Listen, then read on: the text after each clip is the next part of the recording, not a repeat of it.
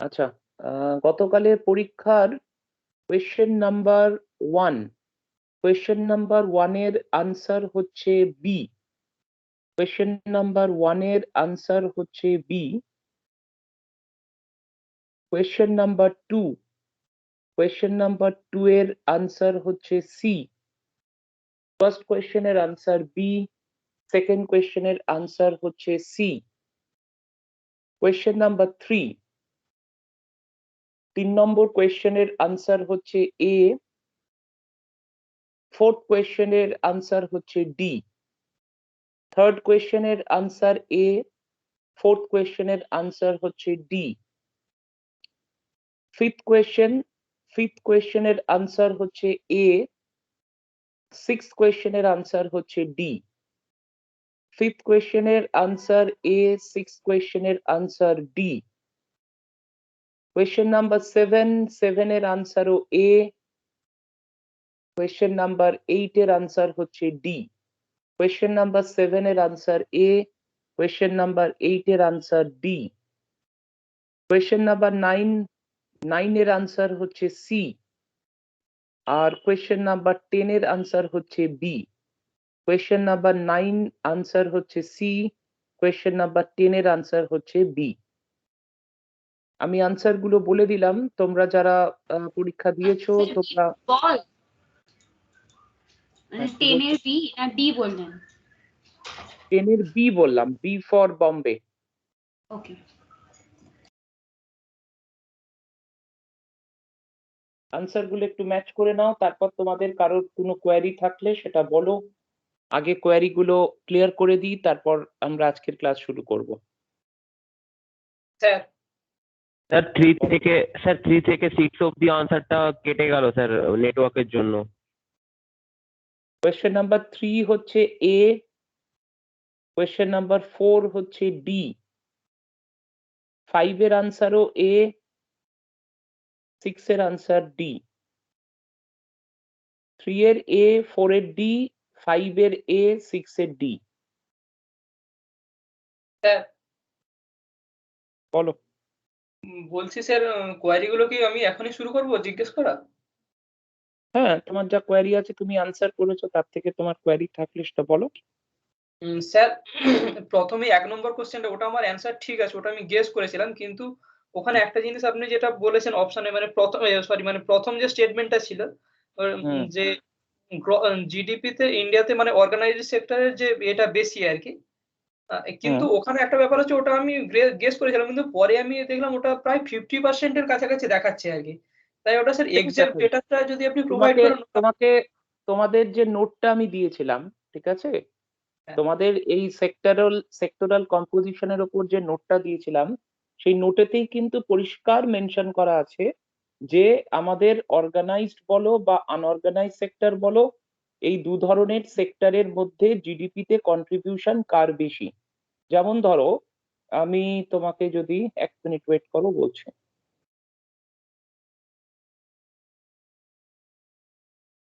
আচ্ছা,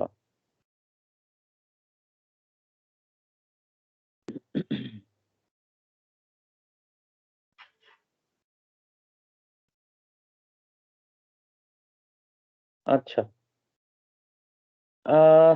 আমরা যদি আনঅর্গানাইজ সেক্টরের কথাটা ধরি, তাহলে আনঅর্গানাইজ সেক্টরের percentage of contribution to countries national income বা জিডিপি হচ্ছে, এখানে তোমাদের নোটে দেখবে পরিষ্কারভাবে বলে দেওয়া আছে অ্যাবাউট 50%।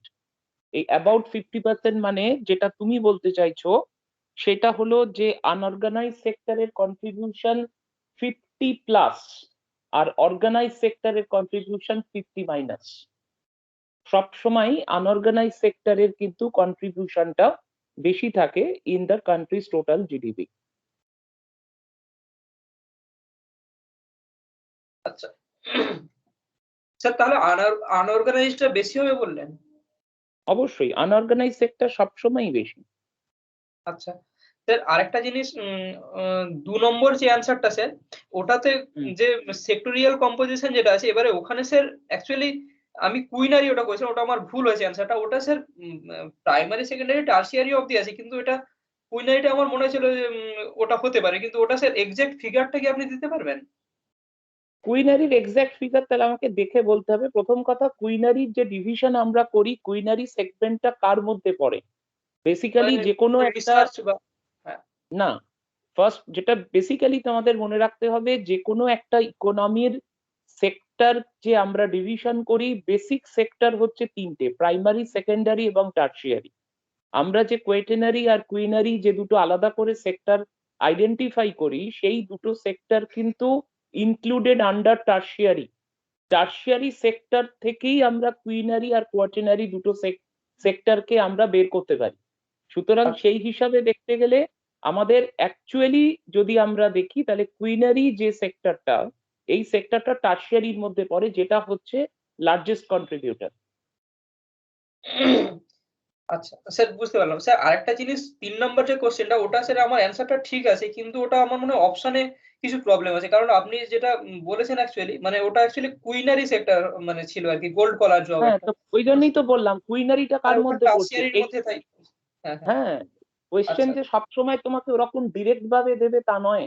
এই ধরনের ছোট ছোট টুইস্ট থাকবে, যে তোমার এখানে কুইনারি তুমি পড়েছো, কুইনারি যদি না না থাকে, তাহলে কুইনারি কার মধ্যে পড়ছে? তোমার এখানে none of the above choose করার কোনো জায়গা নেই, নান অফ দ্য অ্যাবভ কোনো অপশন এখানে দেয়নি। তার মানে তোমাকে ডেফিনেটলি চারটের মধ্যে কোনো একটা সেক্টরের ক্ষেত্রেই তোমার আনসারটা রয়েছে। এবার তাহলে তোমাকে সেটা অ্যাপ্লাই করতে হবে যে কুইনারি আর কোয়েটেনারি এই দুটো সেক্টর যেরকম টার্সিয়ারির মধ্যে পড়ে, সেই হিসাবে আমরা জিনিসটাকে সেইভাবেই ধরবো। হ্যাঁ স্যার। তোমার আর কোয়েরি আছে কিছু?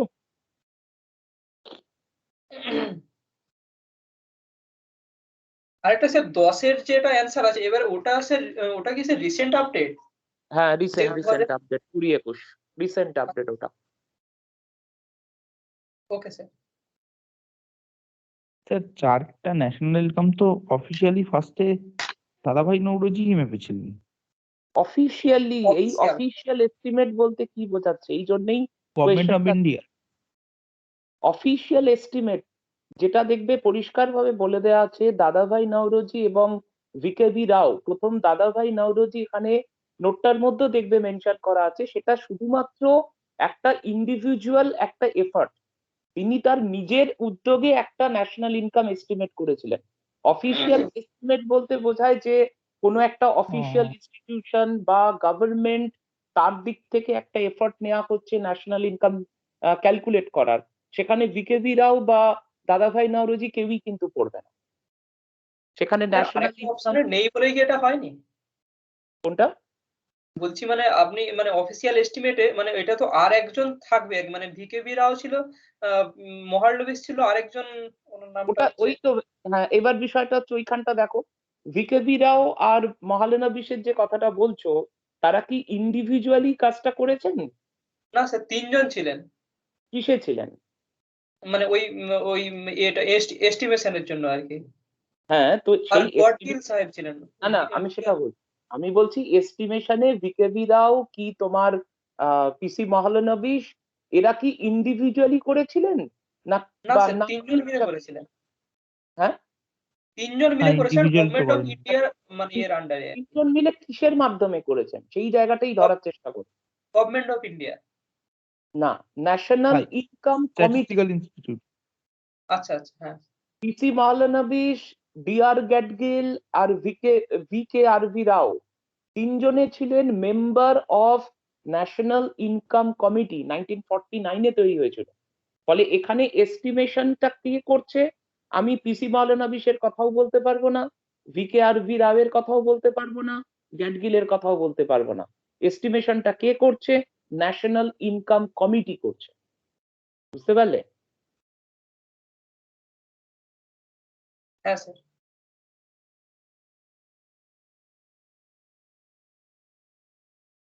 বলো। স্যার 8 এর দাগেরটা একটু বলে দেবেন।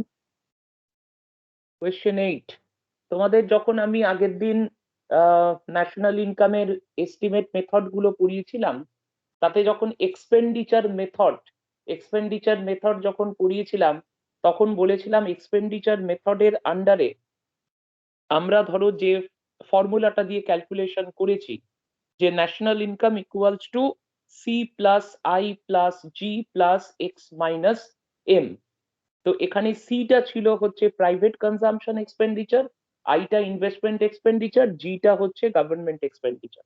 তো এই যে এক্সপেন্ডিচার গুলো, এই এক্সপেন্ডিচার গুলোর রেসপেক্টে কি বলেছিলাম যে আমরা কতটা এক্সপেন্ডিচার করছি, আমরা যতটা এক্সপেন্ডিচার করব সেই রেসপেক্টে ইকোনমিতে ডিমান্ড জেনারেশন হবে, আর যতটা ডিমান্ড জেনারেশন হবে সেই রেসপেক্টে প্রোডাকশন হবে, সেই রেসপেক্টে আমার ন্যাশনাল ইনকাম জেনারেট করবে। তাহলে একটা ইকোনমি বা একটা কান্ট্রিতে এগ্রিগেট ডিমান্ড সেটা কি থেকে জেনারেট হয়? এগ্রিগেট ডিমান্ডটা জেনারেট হয় ওই এক্সপেন্ডিচার গুলো থেকে।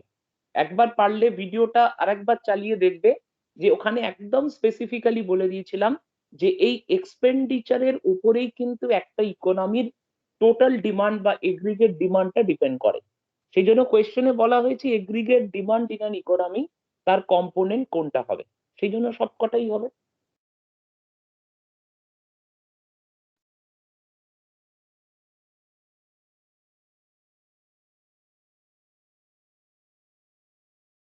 আচ্ছা বলো, আর কার কোয়েরি আছে?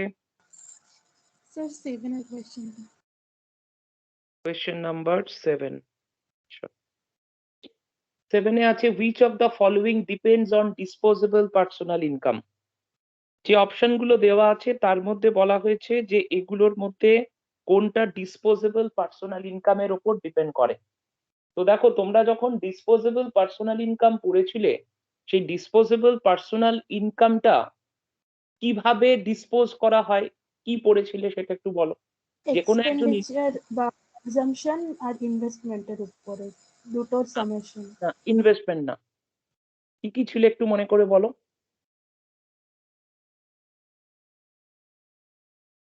ডিসপোজেবল ইনকামের দুটো যে আমরা এলিমেন্ট পার্সোনাল ইনকাম আর মাইনাস ডিরেক্ট ট্যাক্স। না না না, সেভিংস একটা মানে একটা সেভিংস আর একটা এক্সপেন্ডিচার। হ্যাঁ, একটা কনজাম্পশন এক্সপেন্ডিচার। এক্সপেন্ডিচার কিন্তু অনেক কিছু হয়। এক্সপেন্ডিচার মানে প্রিসাইসলি বলা ছিল কনজাম্পশন এক্সপেন্ডিচার আর সেভিংস। আমাদের ডিসপোজেবল ইনকামটা দুভাবে ডিসপোজড হয়, একটা হচ্ছে কিছুটা আমাদের কনজাম্পশন এক্সপেন্ডিচার হয়, কিছুটা আমাদের সেভিংস হয়।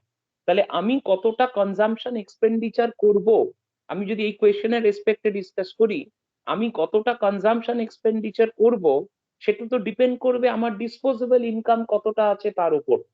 তাহলে ডিসপোজেবল ইনকাম এর উপর কোন জিনিসটা ডিপেন্ড করছে? Private consumption expenditure. হ্যাঁ স্যার, সেভিংস আর ইনভেস্টমেন্টের মধ্যে কনফিউশন হয়ে গেছিল। নেক্সট বলো, আর কার কোয়েরি আছে?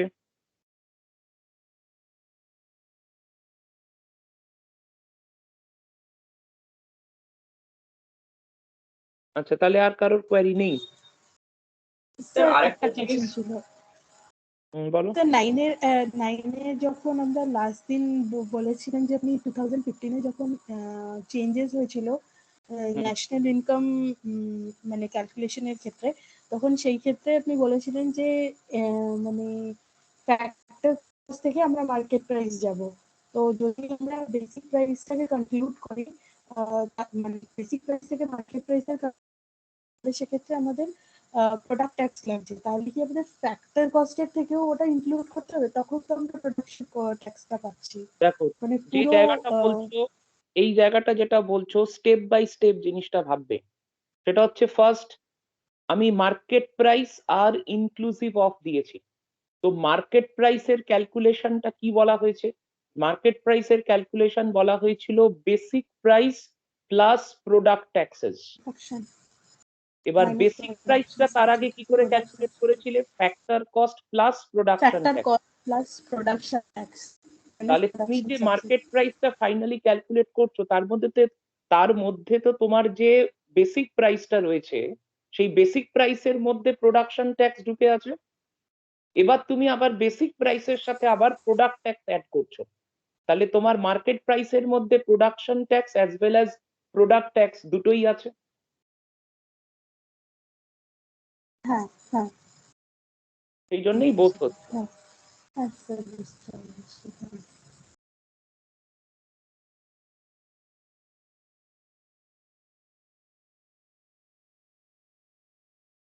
আর কারোর কিছু জানার আছে এক্সাম নিয়ে? ওকে, তাহলে চলো আমরা আগের দিন পাবলিক ফাইন্যান্স শুরু করেছিলাম টপিকটা, জাস্ট একটু ইন্ট্রোডাকশন ডিসকাশন হয়েছিল। আজকে আমরা বাকি পার্টটা কমপ্লিট করব, মানে বাকি পার্ট কমপ্লিট বলবো না, বাকি পার্ট গুলো আমরা আজকে ডিসকাশন করব। একটু ওয়েট করো, শুরু করছি।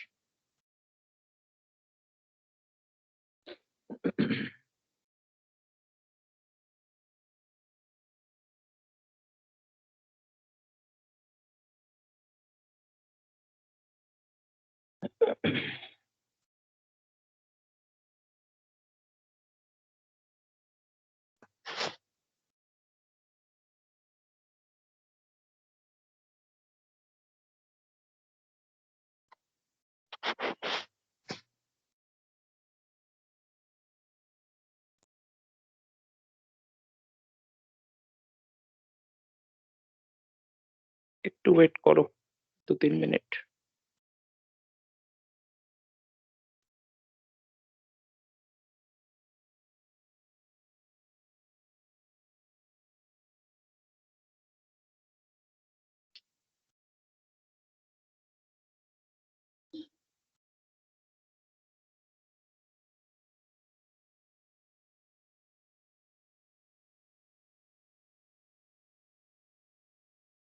আচ্ছা, আরেকটা কথা একটু শুরু করার আগে তোমাদের বলে রাখি, সেটা হচ্ছে যে তোমাদের আমি শিডিউল ডেটে ক্লাস যখন থাকে, আমি ক্লাসটা থাকাকালীন ক্লাসের শেষে আমি তোমাদের নেক্সট উইকের এক্সাম টপিক কি থাকে সেটা আমি তোমাদের ইনফর্ম করে দিই।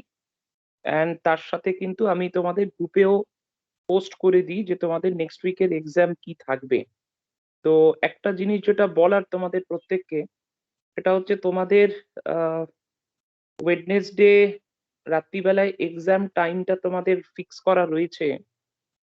তো চেষ্টা করবে এটা, মানে খুব দেরি হলেও বাই থার্সডে সকালে 10টা বা 9:30টার মধ্যে কিন্তু আনসার গুলো সাবমিট করতে।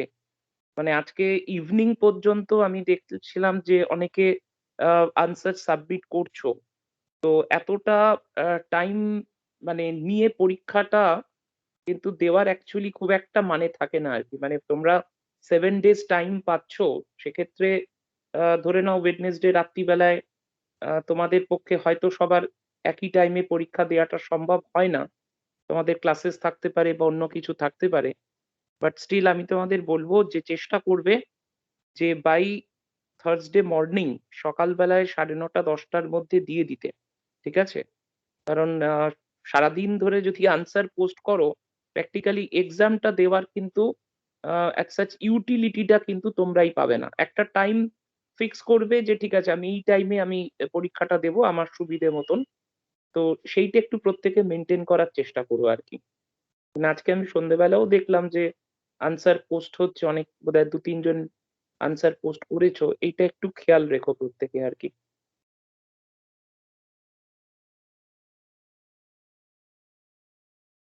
একটু ওয়েট করো, শুরু করছি।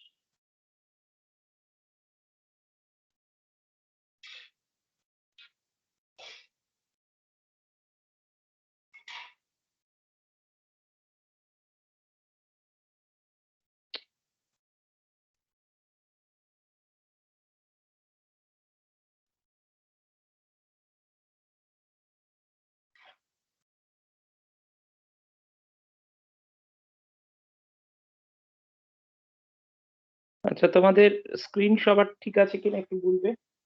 না স্যার, ছোট দেখাচ্ছে। ওই আরেকবার যদি রিশেয়ার করেন ভালো।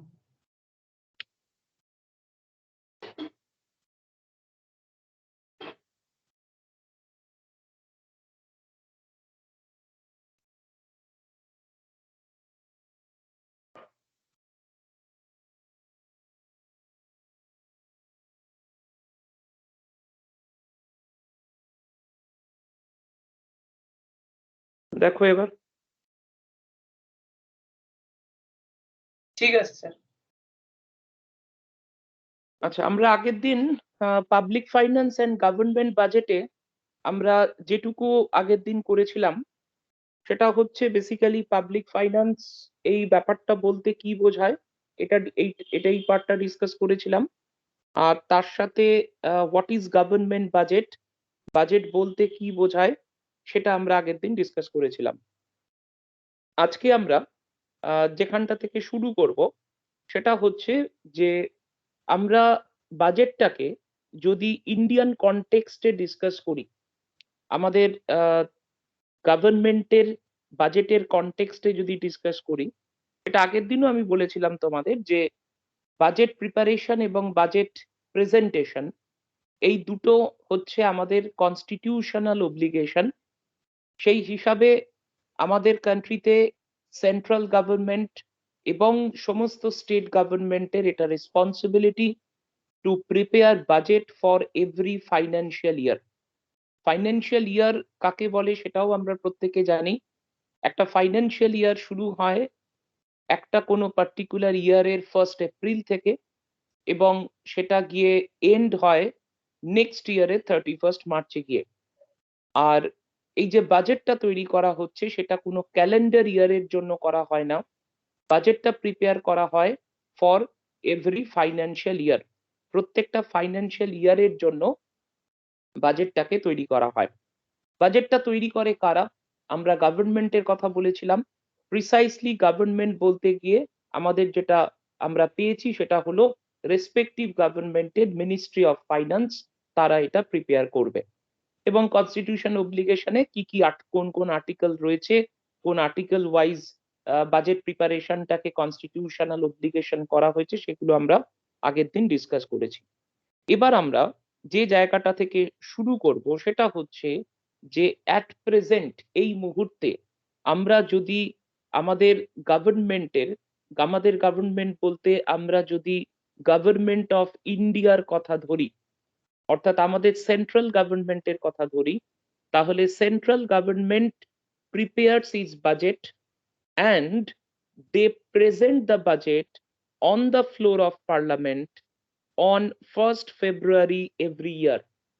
সেন্ট্রাল গভর্নমেন্টের যে বাজেট সেই বাজেট পার্লামেন্টে প্লেস করা হয় অন 1st February। এখন এই বাজেট প্লেসমেন্টের সাথে বাজেটটার প্রেজেন্টেশনের সাথে যে বিষয়টা আমাদের মাথায় রাখতে হবে সেটা হচ্ছে যে আমরা বাজেট যখন প্রেজেন্ট করি on the floor of parliament, সেটা প্রেজেন্টেশন করা হয় ইন ফর্ম অফ এ বিল, যেটাকে আমরা বলি এ কাইন্ড অফ ফাইন্যান্স বিল। অর্থাৎ বাজেটটা প্রেজেন্ট করা হচ্ছে কোনো একটা বছরের 1st ফেব্রুয়ারিতে অ্যাজ এ বিল, এবং তারপরে পার্লামেন্টে একটা বাজেট সেশন কন্ডাক্ট করা হয় এবং সেই বাজেট সেশনে সেই পার্টিকুলার বাজেটটাকে কিন্তু পাস করানো হয়। এবং once it gets passed on the floor of parliament, then we can implement the provisions of that particular budget. এখন আমরা যদি এই কারেন্ট ইয়ারের কথাটা ধরে নিই, আমরা যে 2021-এর মধ্যে দাঁড়িয়ে আছি, সেই 2021-এ সেন্ট্রাল গভর্নমেন্ট তার বাজেট প্লেস করেছিল কবে? as per the rule, as per the system, on 1st February 2021। কিন্তু 1st February 2021-এ কোন ফাইন্যান্সিয়াল ইয়ারের বাজেট প্লেস হচ্ছে? বাজেট প্লেস করা হচ্ছে ফর দ্য ফাইন্যান্সিয়াল ইয়ার 2021-22। এই যে 2021-22, তাহলে তার কমেন্সমেন্ট টাইমটা কবে? কমেন্সমেন্ট টাইম হচ্ছে 1st April 2021, আর তার টার্মিনেট হচ্ছে কবে? সেটা এন্ড হচ্ছে কবে? 31st March 2022। তাহলে 21-22 ফাইন্যান্সিয়াল ইয়ারের যে বাজেট সেই বাজেটটা এবছরে 2021 এর 1 ফেব্রুয়ারিতে পার্লামেন্টে প্লেস করা হয়েছিল। এখন এই যে 1 ফেব্রুয়ারি যে ডেট, এই 1 ফেব্রুয়ারি ডেটে বাজেট প্লেস করার যে সিস্টেমটা রয়েছে, এটা শুরু হয়েছে কবে থেকে? 2017 থেকে। কারণ 2016 পর্যন্ত বাজেট প্লেস করা হতো on the last working day of February, অর্থাৎ আইদার 29 ফেব্রুয়ারি অর 28 ফেব্রুয়ারি। প্রতি বছর ফেব্রুয়ারি মাসের লাস্ট ওয়ার্কিং ডেতে, ওয়ার্কিং ডে মানে 28 অর 29তেই বাজেট প্লেস করা হতো। 2017 থেকে গভর্নমেন্টের যে নিয়মের চেঞ্জ হয়, অ্যাকর্ডিং টু দ্যাট 2017 থেকে কিন্তু 1 ফেব্রুয়ারিতে বাজেট প্লেস করা হচ্ছে। এটা মাথায় রাখতে হবে। এবার যে বিষয়টা বলার সেটা হচ্ছে যে এই যে বাজেট আমরা প্লেস করছি অন 1 ফেব্রুয়ারি, সেটা একটা নির্দিষ্ট ফাইন্যান্সিয়াল ইয়ারের জন্য করছি।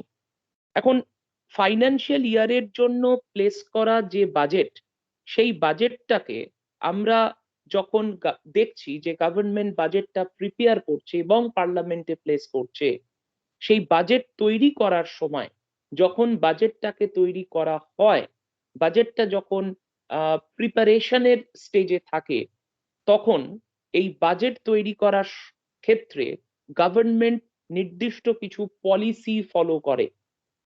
ব্রাদার, এভাবেও বলা যেতে পারে যে বাজেট প্রিপারেশন যখন গভর্নমেন্ট শুরু করে, তখন at the time of preparing the budget, government follows certain policies. এই যে পলিসির কথা বলছি, সেই পলিসিটা কি ধরনের policy? Policy related to government receipts and payments or expenditure. Budget মানেই দুটো জিনিস, গভর্নমেন্টের রিসিপ্ট এবং গভর্নমেন্টের এক্সপেন্ডিচার। গভর্নমেন্টের রিসিপ্ট রিলেটেড পলিসি কি থাকবে এবং গভর্নমেন্টের এক্সপেন্ডিচার রিলেটেড পলিসি কি থাকবে, এই পলিসিটা আগে তৈরি করা হয়। গভর্নমেন্ট তার পলিসিটা আগে সেট করে, সেট করে সেই পলিসিটাকে ফলো করে অ্যাকর্ডিং টু দ্যাট তার বাজেটটাকে প্রিপেয়ার করে। তাহলে every budget is prepared on the basis of certain policies related to government receipts and government expenditure. যে পলিসির উপর বেস করে বাজেটটা তৈরি হচ্ছে, তাকে আমরা বলি ফিসকাল পলিসি বা তাকে আমরা বলি বাজেট পলিসি। এই যে ফিসকাল টার্মটা, দিস ইজ ভেরি ইম্পর্টেন্ট। বহু জায়গা আসবে এর পরবর্তীকালে বিভিন্ন জিনিস পড়তে গিয়ে যেখানে এই ফিসকাল টার্মটা পাবে। ফিসকাল কথাটা মানেই, ফিসকাল ওয়ার্ডটার মানেই হচ্ছে something related to government receipts and government expenditure. Fiscal বলা মানেই হচ্ছে something that relates to government receipts and expenditure. তাহলে ফিসকাল পলিসি মানে হচ্ছে policy related to government receipts and government expenditure. আর এই ফিসকাল পলিসিকে কখনো কখনো আমরা একটু যেটা বলা যেতে পারে সিম্পলিফাই করে আমরা বলি বাজেট পলিসি। এখন এই যে ফিসকাল পলিসি বা বাজেট পলিসি, যেটাকে সামনে রেখে প্রতি বছরের বাজেট তৈরি করা হয়, সেই ফিসকাল পলিসির নির্দিষ্ট কিছু অবজেক্টিভ থাকে। প্রথম কথা হচ্ছে ফিসকাল পলিসি তো গভর্নমেন্টের একটা থাকবেই, কিন্তু তার মানে এই নয় যে এভরি ইয়ার গভর্নমেন্টের ফিসকাল পলিসিটা একই রকমের থাকবে। প্রত্যেক বছরের প্রত্যেকটা ফাইন্যান্সিয়াল ইয়ারের বাজেট তৈরি করার সময়, given the economic conditions, given the economic situation of the country, এই ফিসকাল পলিসি কিন্তু চেঞ্জ আমরা দেখতে পাই। সুতরাং ফিসকাল পলিসি এক থাকে না, সেটা সময়ের সাথে সাথে চেঞ্জ করে। কিন্তু ফিসকাল পলিসি চেঞ্জ করলেও যে জিনিসটা চেঞ্জ করে না সেটা হচ্ছে ফিসকাল পলিসির অবজেক্টিভ। যত রকমেরই ফিসকাল পলিসি গভর্নমেন্ট ফলো করুক না কেন, ফিসকাল পলিসির মধ্যে যত রকম চেঞ্জেসই করা হোক না কেন, all fiscal policy aims at 3 objectives. প্রত্যেক ধরনের ফিসকাল পলিসির 3টে বেসিক অবজেক্টিভ আছে। অর্থাৎ এভাবে বলা যেতে পারে 3টে বেসিক অবজেক্টিভকে ফুলফিল করার জন্য গভর্নমেন্ট ডিফারেন্ট ফিসকাল পলিসি তৈরি করে। সেই অবজেক্টিভস গুলোর মধ্যে প্রথমটা হচ্ছে হায়ার ইকোনমিক গ্রোথ। যে রকমের ফিসকাল পলিসি হোক না কেন, যত রকমেরই ফিসকাল পলিসি হোক না কেন, প্রত্যেকটা ফিসকাল পলিসির ফার্স্ট অবজেক্টিভ হচ্ছে how to increase the growth of an economy. আমরা এই যে ন্যাশনাল ইনকামে যে জিডিপি পড়ে এলাম, আমরা এই গ্রোথ ব্যাপারটা পরে আমরা পড়বো, বাট যেটুকু আমরা পড়লাম সেইটুকুর বেসিসে বলা যেতে পারে যে GDP of a country, GDP of an economy, এটা যখন ইনক্রিজ করে, জিডিপির যখন ইনক্রিজ হয়, তখন এই ইনক্রিজ ইন জিডিপিটাকেই আমরা ইকোনমিক গ্রোথ বলি। এখন ফিসকাল পলিসির অবজেক্টিভ বলছি হায়ার ইকোনমিক গ্রোথ, তাহলে জিডিপি ইনক্রিজ করছে, জিডিপি ইনক্রিজ করানোটাই হচ্ছে ফিসকাল পলিসির একটা অবজেক্টিভ। আর জিডিপি ইনক্রিজ করাটাই শুধু নয়, যে রেটে জিডিপি ইনক্রিজ করছে, যে পার্সেন্টেজে জিডিপি ইনক্রিজ করছে, সেই পার্সেন্টেজ অফ ইনক্রিজটাকেও ইনক্রিজ করাটা গভর্নমেন্টের ফিসকাল পলিসির অবজেক্টিভ। তাহলে জিডিপির ইনক্রিজ এবং জিডিপির রেট অফ ইনক্রিজটাকে ইনক্রিজ করানোটাই হচ্ছে ফিসকাল পলিসির ফার্স্ট অবজেক্টিভ, যেটাকে এক কথায় আমরা বলছি higher economic growth. Second objective কি? সেকেন্ড অবজেক্টিভ হচ্ছে stabilisation of general price level. একটা ইকোনমিক টার্ম আমাদের প্রত্যেকের লাইফের সাথে একদম ক্লোজলি রিলেটেড, ক্লোজলি কানেক্টেড। আমরা প্রতি মুহূর্তে এই টার্মটা আমরা শুনে থাকি, দ্যাট ইজ কল্ড ইনফ্লেশন। বাংলায় আমরা বলি মুদ্রাস্ফীতি, ইংলিশে বলা হয় ইনফ্লেশন। হোয়াট ইজ ইনফ্লেশন পড়বো আমরা পরে ইন ডিটেল, বাট এখন আপাতত আমরা বলতে পারি যে একটা ইকোনমি বা একটা কান্ট্রিতে যে ডিফারেন্ট গুডস অ্যান্ড সার্ভিসেস আমরা কনজিউম করছি, ডিফারেন্ট গুডস অ্যান্ড সার্ভিসেস যা প্রডিউস হচ্ছে, সেই গুডস অ্যান্ড সার্ভিসেস এর প্রাইসের ইনক্রিজকে বলা হচ্ছে ইনফ্লেশন। এখন খুব সিম্পলিফাই করে বলছি যে গুডস অ্যান্ড সার্ভিসেস এর প্রাইস ইনক্রিজ করাটাকেই বলা হয় ইনফ্লেশন। এখন এই যে সেকেন্ড অবজেক্টিভটা দেখছো, stabilisation of general price level, এই কথাটা বলার মানে হচ্ছে to keep the prices of goods and services stable. এখন এই স্টেবল কথাটার মানে কিন্তু এটা নয় যে আমরা গুডস অ্যান্ড সার্ভিসেস এর প্রাইসকে আনচেঞ্জড রাখার চেষ্টা করছি। কোনোভাবেই কোনো কান্ট্রি, কোনো ইকোনমিতে গুডস অ্যান্ড সার্ভিসেস এর প্রাইসকে ওভার দ্য টাইম একই জায়গায় হোল্ড করে রাখা সম্ভব নয়। Price of goods and services will change, either it will increase or it will decrease. এই যে price of goods and services continuously fluctuate করছে, every moment এ fluctuate করছে, এই fluctuationটা is absolutely normal and natural। কিন্তু কখনো কখনো এই গুডস অ্যান্ড সার্ভিসেস এর প্রাইসের যে চেঞ্জ, সেই চেঞ্জটা কিন্তু অ্যাবনর্মাল রেটে হতে থাকে। অর্থাৎ গুডস অ্যান্ড সার্ভিসেস এর প্রাইস একটা নর্মাল বা ন্যাচারাল রেট অফ ইনক্রিজের চেয়েও বেশি রেটে ইনক্রিজ করে, বা কখনো কখনো গুডস অ্যান্ড সার্ভিসেস এর প্রাইস কিন্তু সিভিয়ারলি ফল করে। অর্থাৎ গুডস অ্যান্ড সার্ভিসেস এর প্রাইস যখন সিভিয়ারলি ফল করছে বা সিভিয়ারলি যখন প্রাইস ইনক্রিজ করছে, তখন কিন্তু আমাদের কিছু স্টেপস নিতে হয়। সেই স্টেপস আমরা অনেক রকম ভাবে নিতে পারি, কিন্তু যত রকমের স্টেপস আমরা অ্যাপ্লাই করি তার মধ্যে একটা স্টেপ হচ্ছে ফিসকাল স্টেপস বা ফিসকাল মেজার্স।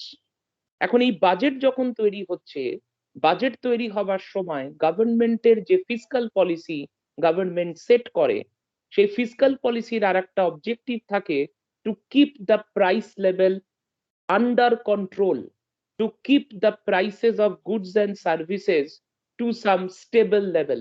Stable মানে একদম আনচেঞ্জ তা নয়। স্টেবল মানে হচ্ছে we allow increase as well as we allow decrease, but within some acceptable limit or acceptable range.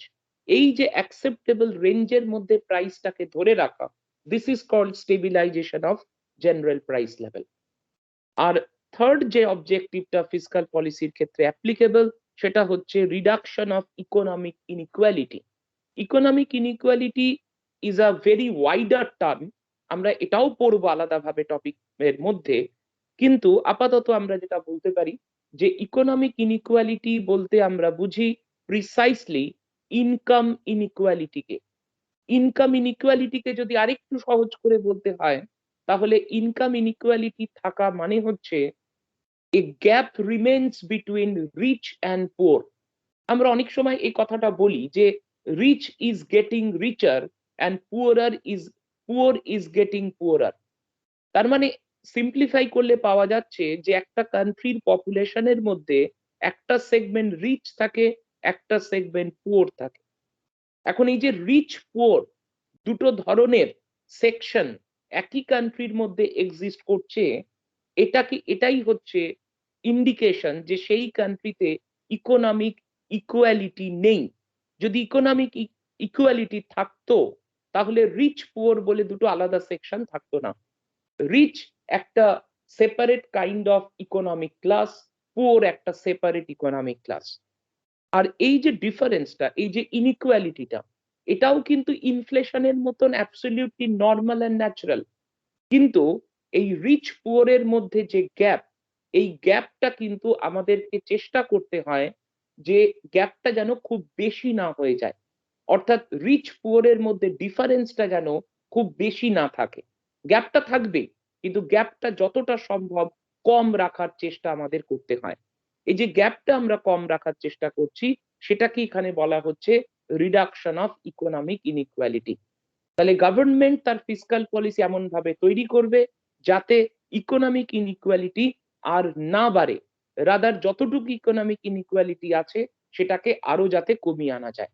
এই বেসিক তিনটে অবজেক্টিভ কিন্তু যে কোনো ধরনের ফিসকাল পলিসির অবজেক্টিভ। ফলে যে ফিসকাল পলিসিকে সামনে রেখে গভর্নমেন্ট বাজেট তৈরি করছে, সেই ফিসকাল পলিসির ক্ষেত্রে এই তিনটে অবজেক্টিভ আমাদের সামনে থাকে এবং এটাকে সামনে রেখেই আমরা আমাদের বাজেটটাকে প্রিপেয়ার করি। So that is the concept of fiscal policy and its objectives.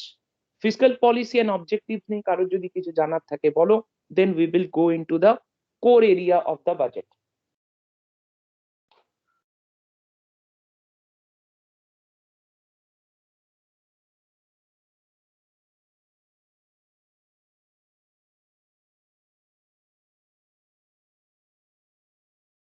আচ্ছা, তাহলে তোমাদের কোয়ারি যদি না থাকে তাহলে আমরা এবার যেটাতে যাব সেটা হচ্ছে যে একদম বাজেটের ইন্ট্রোডাক্টরি পার্টটা আমাদের কমপ্লিট। এবার একদম বাজেটের কোর এরিয়াটার মধ্যে আমরা যাব এবং এখানে যে কথাটা বলি যে এই যে সেগমেন্টটা যেখান থেকে এখন শুরু করছি ডিসকাশনটা, এখান থেকে পুরো ডিসকাশনটাই কিন্তু একদম ইন্ডিয়ান কনটেক্সটে হবে। এতক্ষণ অব্দি আমরা যেগুলো করছিলাম সেটা একটা জেনারেল আইডিয়া থেকে করছিলাম, জেনারেল বাজেটের আইডিয়াস বা কনসেপ্ট গুলো নিয়ে ডিসকাশন করছিলাম। প্রথমেই যে জায়গাটা দিয়ে শুরু করব সেটা হচ্ছে আমরা বলেছি যে একটা বাজেট তৈরি করা হয় বা একটা বাজেট প্রেজেন্ট করা হয় একটা পার্টিকুলার ফাইন্যান্সিয়াল ইয়ারের জন্য। তো মনে করো আমরা 2021-22 2021-22 ফাইন্যান্সিয়াল ইয়ারের বাজেট তৈরি করেছি। এখন বাজেটের মধ্যে কি থাকে বলেছি, বাজেটে দুটো জিনিস থাকে, গভর্নমেন্টের রিসিপ্টস এবং গভর্নমেন্টের এক্সপেন্ডিচার। এখন 2021-22 এই ফাইন্যান্সিয়াল ইয়ারের বাজেটের মধ্যে তাহলে কি থাকবে যে 2021-22 ফাইন্যান্সিয়াল ইয়ারে গভর্নমেন্ট কোন কোন সোর্স থেকে কি অ্যামাউন্টের রিসিপ্টস আর্ন করবে, আর থাকবে 2021-22 ফাইন্যান্সিয়াল ইয়ারে গভর্নমেন্ট কোন কোন পারপাসে কত কত অ্যামাউন্টের এক্সপেন্ডিচার করবে। তাহলে 2021-22 ফাইন্যান্সিয়াল ইয়ারের বাজেটে everything will be in terms of financial year 21-22। কিন্তু এই 21-22 এর বাজেট ডকুমেন্টটা যদি আমরা হাতে নিয়ে দেখি, আমরা যদি এই বাজেট ডকুমেন্টটা হাতে নিয়ে যদি আমরা পড়ে দেখি, তাহলে দেখব সেখানে 21-22 ফাইন্যান্সিয়াল ইয়ারের রিসিপ্ট এন্ড এক্সপেন্ডিচারের কথা যেমন মেনশন করা আছে, তেমনি অ্যালং উইথ 21-22 আরো দুটো ইয়ারের এখানে কিন্তু রেফারেন্স পাওয়া যাবে। অর্থাৎ 21-22 বাজেট ডকুমেন্টে 21-22 রিসিপ্ট এক্সপেন্ডিচার ছাড়াও 2019-20 এই ফাইন্যান্সিয়াল ইয়ারের রিসিপ্ট এন্ড এক্সপেন্ডিচারের কথাও মেনশন রয়েছে, 2020-2021 ফাইন্যান্সিয়াল ইয়ারের রিসিপ্ট এন্ড এক্সপেন্ডিচারের কথাও মেনশন রয়েছে। তাহলে আমরা তৈরি করছি 21-22 বাজেট, তাতে থাকার কথা তো শুধু 21-22, তাহলে সেখানে কেন 2021 আছে, কেন সেখানে 2019-20 রয়েছে? এখন এই জায়গাটা আমাদের ভালো করে বুঝতে হবে। এটা বোঝার জন্য যে জিনিসটা তোমাদের মাথায় রাখতে হবে, কারণ এই জায়গাটা একটু গুলিয়ে যেতে পারে তোমাদের, সেটা হচ্ছে যে জিনিসটা তোমাদের ফার্স্ট মাথায় রাখতে হবে সেটা হচ্ছে বাজেট কবে প্লেস হচ্ছে। আমি 21-22 ফাইন্যান্সিয়াল ইয়ারের বাজেট প্লেস করছি কবে? On 1st February 2021। এবার আমি কতগুলো কোয়েশ্চেন করব, কোয়েশ্চেনের একটু আনসার গুলো দেওয়ার চেষ্টা করবে, এই কোয়েশ্চেন আনসার মোডেই জিনিসটা আমাদের জানা হয়ে যাবে। 1st February 2021-এ যখন আমি 21-22 বাজেট প্লেস করছি, তখন 21-22 ফাইন্যান্সিয়াল ইয়ারটা শুরু হয়েছে কি হয়নি? শুরু হয়ে না গেছে। স্যার, শুরু হয়নি, কারণ শুরু ওটা 1st এপ্রিল থেকে শুরু হবে। ও হ্যাঁ, তাহলে ফার্স্ট এপ্রিল থেকে শুরু হয়নি। 1st এপ্রিল থেকে শুরু হবে। তাহলে আমি on 1st February 2021-এ যখন 21-22 বাজেটটাকে প্রেজেন্ট করছি, তখন 21-22-কে আমি বলবো নেক্সট ফাইন্যান্সিয়াল ইয়ার।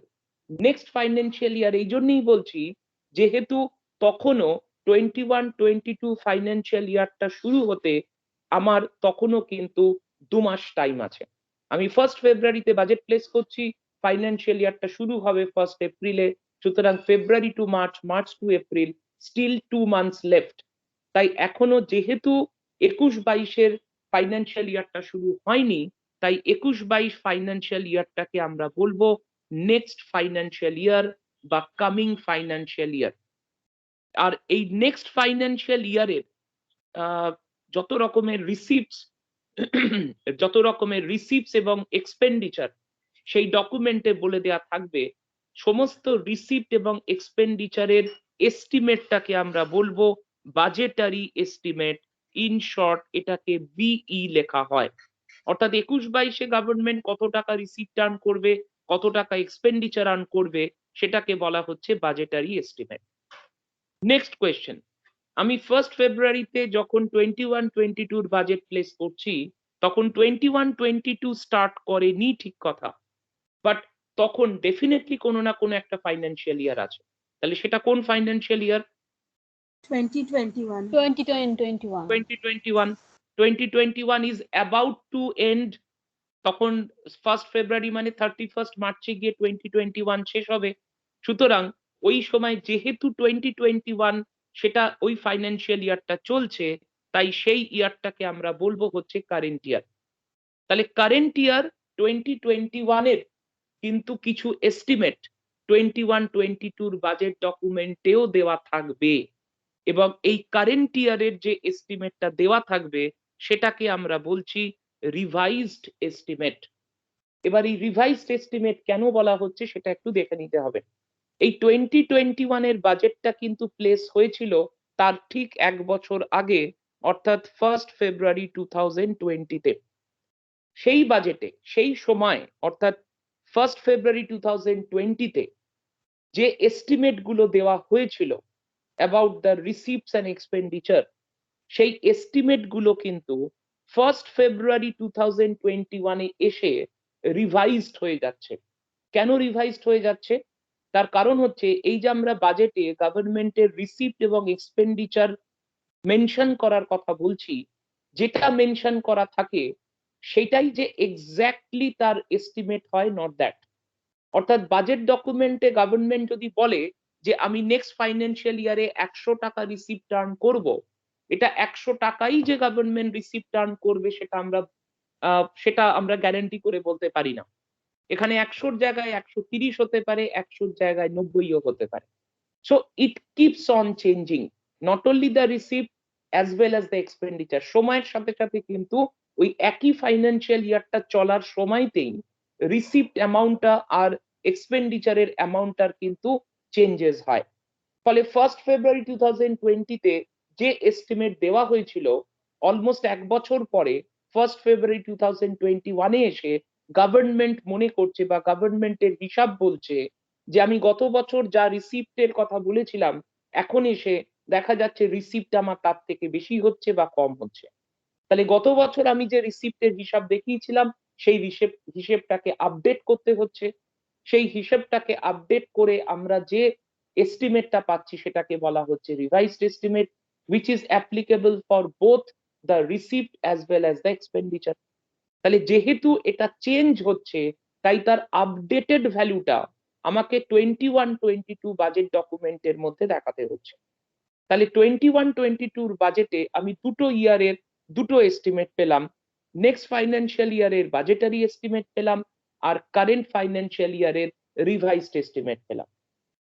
এবার আসছি আরেকটা ইয়ার এখানে মেনশন করা থাকছে, সেটা হলো 2019-2020। এবার একটু ভেবে দেখো যে এই 19-20 এই যে ফাইন্যান্সিয়াল ইয়ারের বাজেট, এই বাজেটটা প্লেস হয়েছিল কবে? 1 ফেব্রুয়ারি 2019-এ। এবার এই 1 ফেব্রুয়ারি 2019 এর পর নেক্সট কবে বাজেট প্লেস হয়েছিল? 1 ফেব্রুয়ারি 2020-তে। তাহলে এই 19 এর যে বাজেট, তার যে রিসিপ্ট এন্ড এক্সপেন্ডিচার, সেটাকে আমরা 1 ফেব্রুয়ারি 2019-এ কোন এস্টিমেট বলেছিলাম? 1 ফেব্রুয়ারি 2019-এ যখন আমরা 19-20 বাজেট প্লেস করছি তখন সেই এস্টিমেট গুলোকে আমরা কি এস্টিমেট বলেছিলাম? Budgetary estimate. Budgetary Budgetary estimate। তাহলে বাজেটারি এস্টিমেটটা তার পরের বছর গিয়ে কি হয়ে যায়? রিভাইজড হয়ে যায়। তাহলে রিভাইজড এস্টিমেট অফ 2019-20টা আমরা কবে পেয়েছিলাম? 1 ফেব্রুয়ারি 2020। তারও ধরে নাও 2 মাস পরে গিয়ে 2019-20 ফাইন্যান্সিয়াল ইয়ারটা এন্ড হয়ে গেছে। কবে এন্ড হয়েছে? 31 মার্চ 2020-তে। এই এন্ড হয়ে যাওয়ার পরে আমরা ফাইনাল এস্টিমেটটা হাতে পাচ্ছি।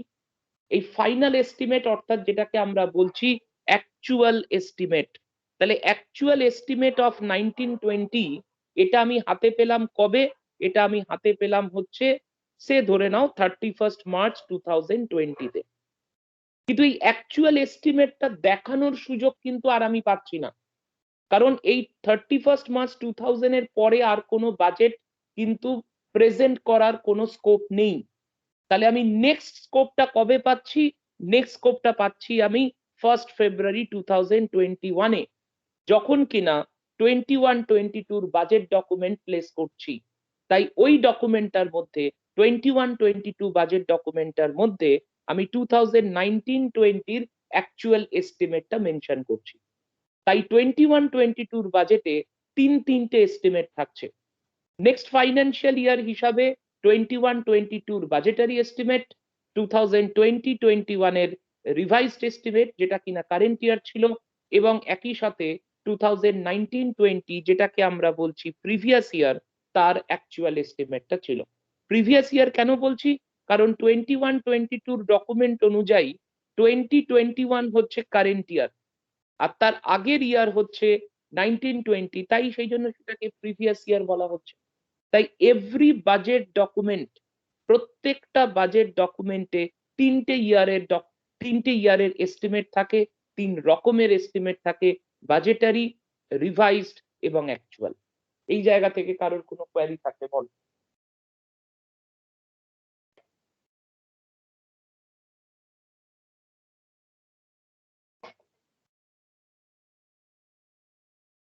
বেশ, তাহলে কোয়ারি না থাকলে আমরা চলে যাচ্ছি নেক্সট পার্টটাতে।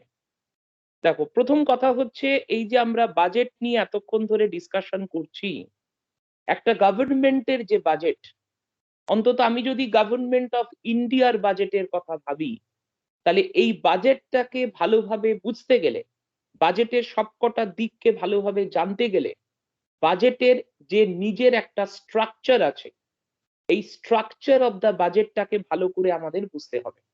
এই স্ট্রাকচারটা বোঝার জন্য আমরা এখানে একটা এই ট্রি ডায়াগ্রাম ইউজ করছি। ভালো করে জিনিসগুলোকে খেয়াল করো।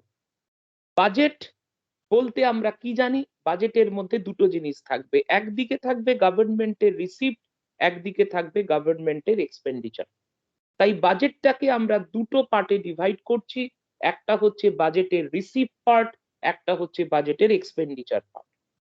এবার দেখো, রিসিপ্ট অফ গভর্নমেন্ট শুধু ইন্ডিয়া বলে না, ইউএসএ, জাপান, কিংবা ইথিওপিয়া, যে কোনো কান্ট্রি ধরো না কেন, প্রত্যেকটা কান্ট্রির গভর্নমেন্টের রিসিপ্ট দু রকমের হয়।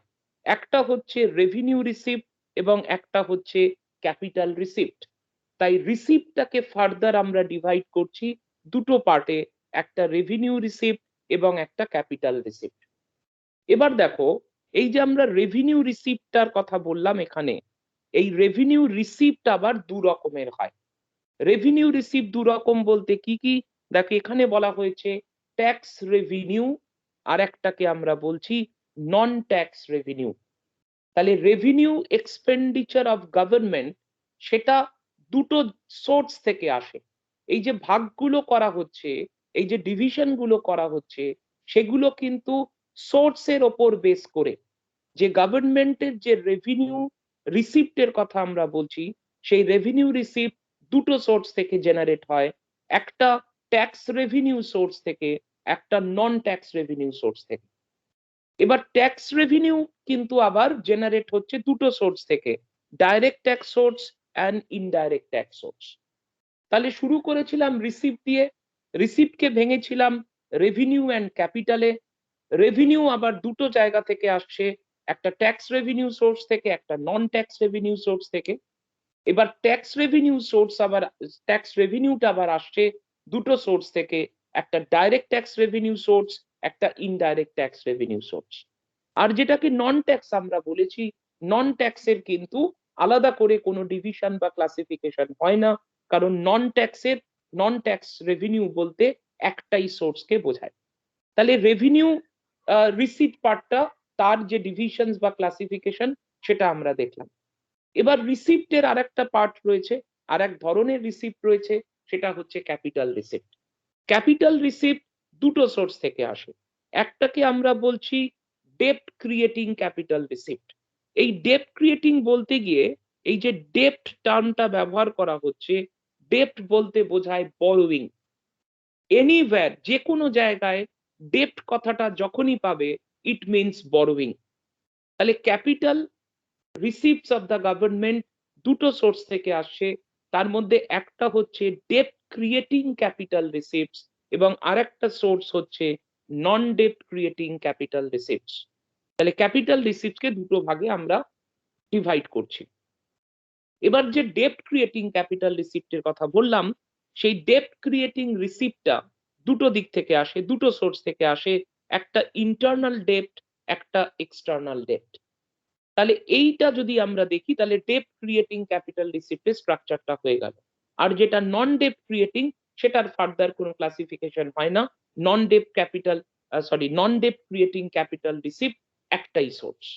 তাহলে এই যে আমরা স্ট্রাকচারটা দেখলাম, টোটাল গভর্নমেন্টের রিসিপ্টস কোন কোন সোর্স থেকে আসছে তার একদম ডিটেইলড আইডিয়া পেলাম।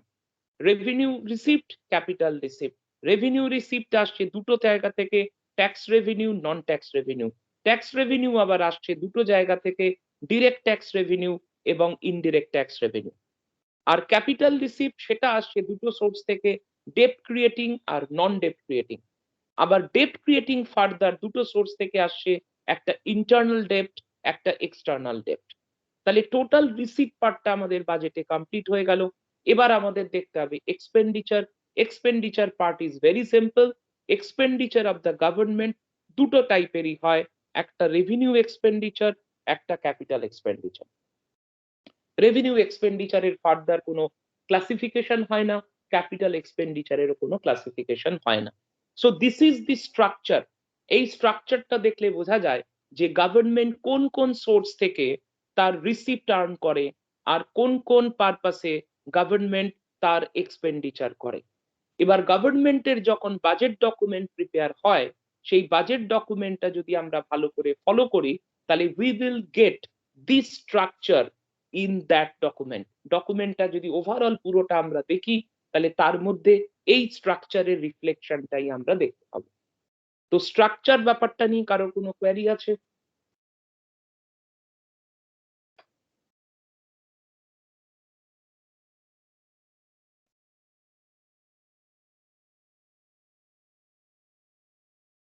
আচ্ছা, তাহলে স্ট্রাকচার নিয়ে কোয়ারি নেই, বেশ।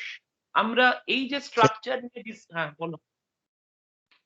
স্যার ডেপ্ট আর নন ডেপ্টের যে ক্রিয়েটিং ওগুলো একটু ডিটেলস পড়লে ভালো হতো না, ওগুলো স্যার পরে পড়াবেন। তুমি একটু অপেক্ষা করো, সব করাবো, একটু ওয়েট করো, সব আস্তে আস্তে করাবো। এগুলো তোমাকে আমি শুধু ডেপ ক্রিয়েটিং আর নন ডেপ ক্রিয়েটিং বলে দিলে তুমি কিছুই বুঝবে না, কেউই কিছু বুঝবে না। সুতরাং প্রত্যেকটা জিনিসই আমাকে করাতে হবে। ওকে, আমি জাস্ট স্ট্রাকচারটা দেখিয়েছি তোমাদের। ফার্স্ট যেটা বলেছি যে বাজেটের স্ট্রাকচারটা মাথার মধ্যে ঢুকিয়ে রাখতে হবে, যে দিস ইজ দি স্ট্রাকচার। এবার প্রত্যেকটা জিনিস ধরে আমাদের ইন ডেপথ আলোচনা করতে হবে, কোনটা কি, কোনটার কত টাইপ, কি কি তার ফরমেশন, তার কি কি ইমপ্লিকেশন, প্রত্যেকটা জিনিস ধরে ধরে আমাদের ডিসকাশন করতে হবে। এটা শুধুমাত্র আমি স্ট্রাকচারটা দেখি, ঠিক আছে?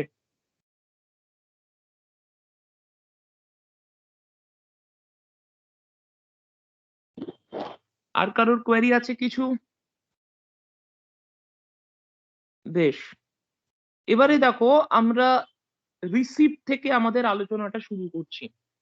প্রথম কথা হচ্ছে যে আমরা রিসিপ্টে দুটো ক্লাসিফিকেশন পেয়েছি, একটা রেভিনিউ রিসিপ্ট, একটা ক্যাপিটাল রিসিপ্ট।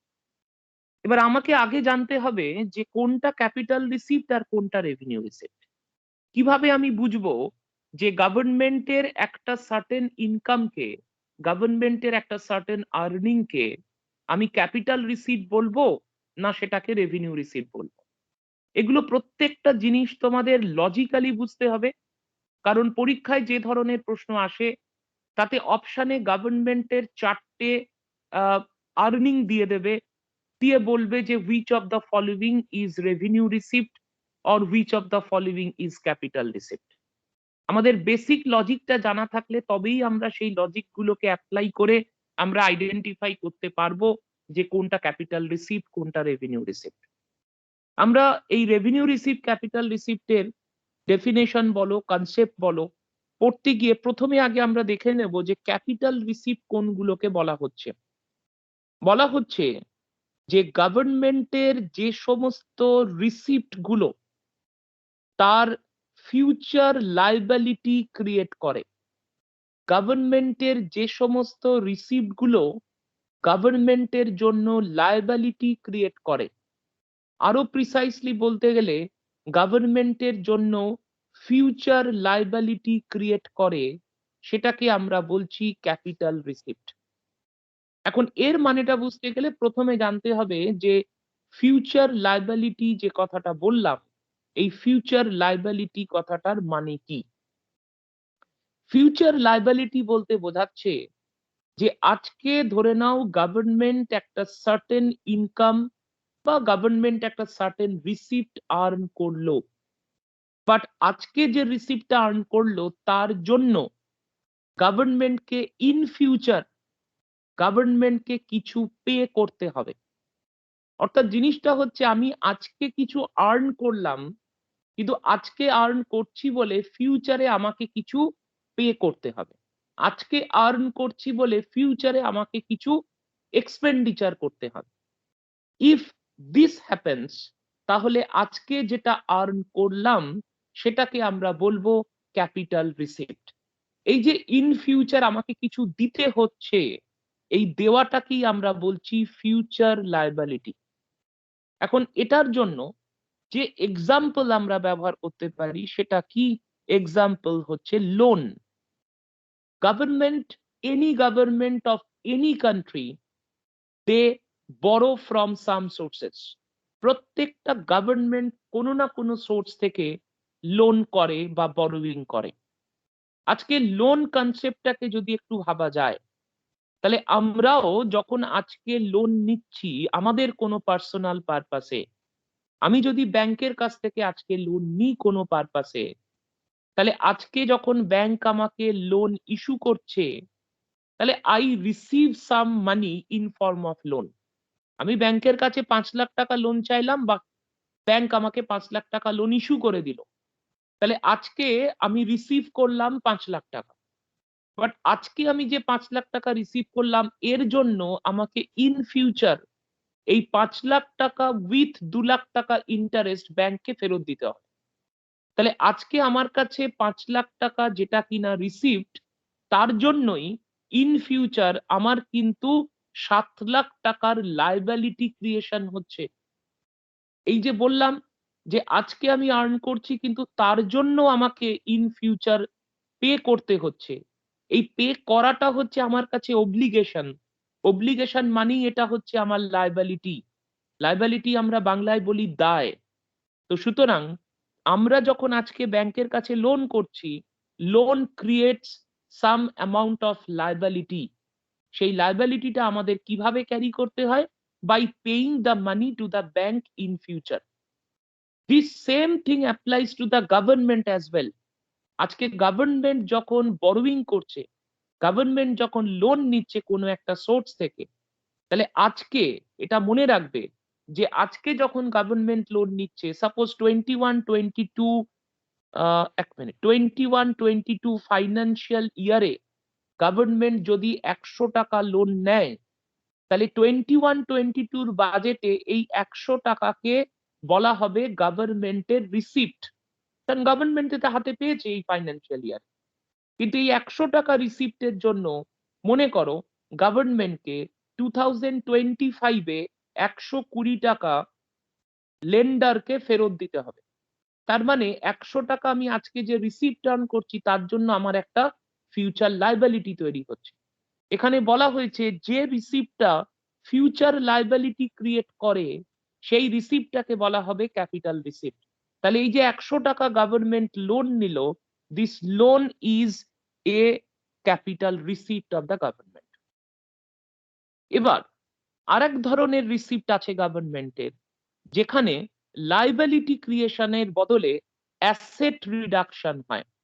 লায়াবিলিটি ক্রিয়েশন হচ্ছে না, কিন্তু অ্যাসেট রিডাকশন হচ্ছে। গভর্নমেন্টের যা নিজস্ব অ্যাসেট আছে সেই অ্যাসেট গভর্নমেন্টের কমে যাচ্ছে।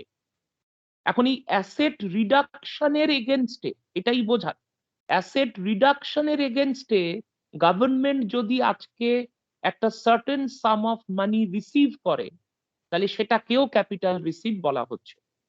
অ্যাসেট রিডাকশনের এগেনস্টে বা অ্যাসেট রিডাকশনের বদলে আমি আজকে গভর্নমেন্টকে যদি একটা certain some of money receive করতে দেখি, তাহলে সেই রিসিপ্টটাও হচ্ছে ক্যাপিটাল রিসিপ্ট। আমরা কিছুদিন আগে দেখেছি, জাস্ট কয়েকদিন আগেই আমরা দেখেছি যে এয়ার ইন্ডিয়াকে গভর্নমেন্ট অফ ইন্ডিয়া সেল করে দিয়েছে to the tata group. Tata group তারা গভর্নমেন্ট অফ ইন্ডিয়ার কাছ থেকে এয়ার ইন্ডিয়া পারচেজ করে নিয়েছে। এখন air India was an asset of the government of India. Air India গভর্নমেন্টের একটা অ্যাসেট, কিন্তু গভর্নমেন্ট আজকে কি করেছে, তার এই এয়ার ইন্ডিয়া নামের যে অ্যাসেটটা সেটা টাটা গ্রুপকে সেল করে দিয়ে তার এগেনস্টে একটা 1000 crores of rupees, some 1000 crores of rupees government পেয়েছে। এই এয়ার ইন্ডিয়াকে সেল করে দেয়া মানে গভর্নমেন্ট তার অ্যাসেটটা প্রাইভেট একটা কোম্পানি, সে টাটা গ্রুপ, তার হাতে এয়ার ইন্ডিয়াটাকে সেল করে দিয়েছে, মানে তার অ্যাসেটটা কিন্তু স্যাক্রিফাইস করেছে। অর্থাৎ গভর্নমেন্টের যে অ্যাসেট সেই অ্যাসেটটা কিন্তু কমে গেছে, কিন্তু অ্যাসেটটা রিডিউস করার বদলে গভর্নমেন্ট একটা certain some of money receive করেছে, যেটাকে আমরা বলছি তার ক্যাপিটাল রিসিপ্ট। সুতরাং এই যে আমরা দুটো এক্সাম্পল দেখলাম, একটা হচ্ছে লোন এবং একটা ধরে নাও এক্সাম্পলে বললাম এয়ার ইন্ডিয়াকে সেল করা হচ্ছে। দুটোর ক্ষেত্রে দুটো ক্রাইটেরিয়া। লোনের ক্ষেত্রে ফিউচার লায়াবিলিটি তৈরি হচ্ছে, তাই লোনটাকে আমরা ক্যাপিটাল রিসিপ্ট বলছি। আর এয়ার ইন্ডিয়া সেল করা মানে গভর্নমেন্টের অ্যাসেট রিডাকশন হচ্ছে, তার এগেনস্টে গভর্নমেন্ট একটা মানি রিসিভ করছে, সেই রিসিপ্টটাকে আমরা বলছি ক্যাপিটাল রিসিপ্ট। তাহলে যে ধরনের রিসিপ্টের ক্ষেত্রে আইদার লায়াবিলিটি ক্রিয়েট হবে অর গভর্নমেন্টের অ্যাসেট রিডাকশন হবে, সেই রিসিপ্টকে বলা হচ্ছে গভর্নমেন্টের ক্যাপিটাল রিসিপ্ট। আর ক্যাপিটাল রিসিপ্টের পাশাপাশি রয়েছে আরেকটা রিসিপ্ট, রেভিনিউ রিসিপ্ট, যেখানে বলছে যে গভর্নমেন্ট এমন কিছু রিসিভ করলো, একটা অ্যামাউন্ট অফ মানি রিসিভ করলো, কিন্তু তার জন্য কোনো ফিউচার লায়াবিলিটি ক্রিয়েট হলো না। Such receipts which has no future liability তাকে আমরা বলছি রেভিনিউ রিসিপ্ট। এক্সাম্পল কি হতে পারে? মনে করো ট্যাক্স। আমরা গভর্নমেন্টকে ট্যাক্স দিই, গভর্নমেন্ট আমার কাছ থেকে ট্যাক্স কালেকশন করে। আজকে আমি গভর্নমেন্টকে যে ট্যাক্স দিলাম, মনে করো আমি গভর্নমেন্টকে সে ইনকাম ট্যাক্স পে করলাম, 5,000 টাকা ইনকাম ট্যাক্স গভর্নমেন্টকে দিলাম। তার মানে আজকে গভর্নমেন্ট আমার কাছ থেকে 5,000 টাকা রিসিভ করলো, কিন্তু এই 5,000 টাকা in future at any time গভর্নমেন্টকে কিন্তু আমাকে আর ফেরত দিতে হচ্ছে না। Once it is paid, it is paid, it will not be refunded like loan. তাহলে government in form of tax আজকে যে 5,000 রুপিস রিসিভ করলো, it has no future liability. তাহলে যে ধরনের রিসিপ্টের এগেনস্টে গভর্নমেন্টের কোনো ফিউচার লায়াবিলিটি ক্রিয়েট হয় না, সেই সমস্ত রিসিপ্টস গুলোকে আমরা বলছি রেভিনিউ রিসিপ্টস। সুতরাং রিসিপ্টের যে বেসিক দুটো টাইপ, সেই দুটোর কনসেপ্ট হচ্ছে এটা। এন্টায়ারলি রিসিপ্ট দুটোর মধ্যে ডিফারেন্সটা যে ফ্যাক্টরের উপর বেস করে হচ্ছে, সেটা হচ্ছে লায়াবিলিটি, ফিউচার লায়াবিলিটি। আর ক্যাপিটাল রিসিপ্টের ক্ষেত্রে আদার দ্যান লায়াবিলিটি আর একটা ফ্যাক্টর কাজ করছে, সেটা হচ্ছে weather assets are being reduced or not. এবার বলো রেভিনিউ রিসিপ্ট এবং ক্যাপিটাল রিসিপ্ট যদি কেউ না বুঝে থাকো বা কারোর যদি কোয়ারি থাকে। স্যার বলছি স্যার, রেভিনিউ রিসিপ্টের এটা কি হচ্ছে, এক্সাম্পলটা কি হচ্ছে স্যার? ট্যাক্স। তুমি আজকে Tax, গভর্নমেন্টকে ট্যাক্স দিচ্ছ, সেই ট্যাক্সটা তো গভর্নমেন্ট আজকে পাচ্ছে, মানে গভর্নমেন্টের আজকে একটা রিসিপ্ট হচ্ছে, কিন্তু আর তার এটা কোনো লাইবিলিটিও থাকছে না। লায়াবিলিটি তো থাকছে না, তোমাকে তো গভর্নমেন্ট আর ট্যাক্স ফেরত দেবে না ট্যাক্সের টাকাটা।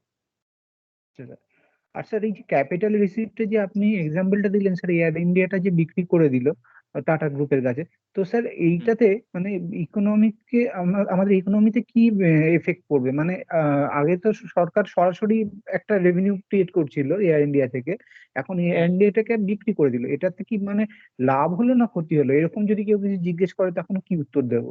দেখো বেসিক্যালি এগুলো সবকিছুরই কিন্তু ইন ফেভার ইন এগেনস্ট অনেক কিছু বলা যায়, বাট প্রথম যে বিষয়টা এখানে বলা দরকার, ফার্স্ট যে বিষয়টা, সেটা হচ্ছে যে গভর্নমেন্ট এয়ার ইন্ডিয়াকে সেল করলো কেন?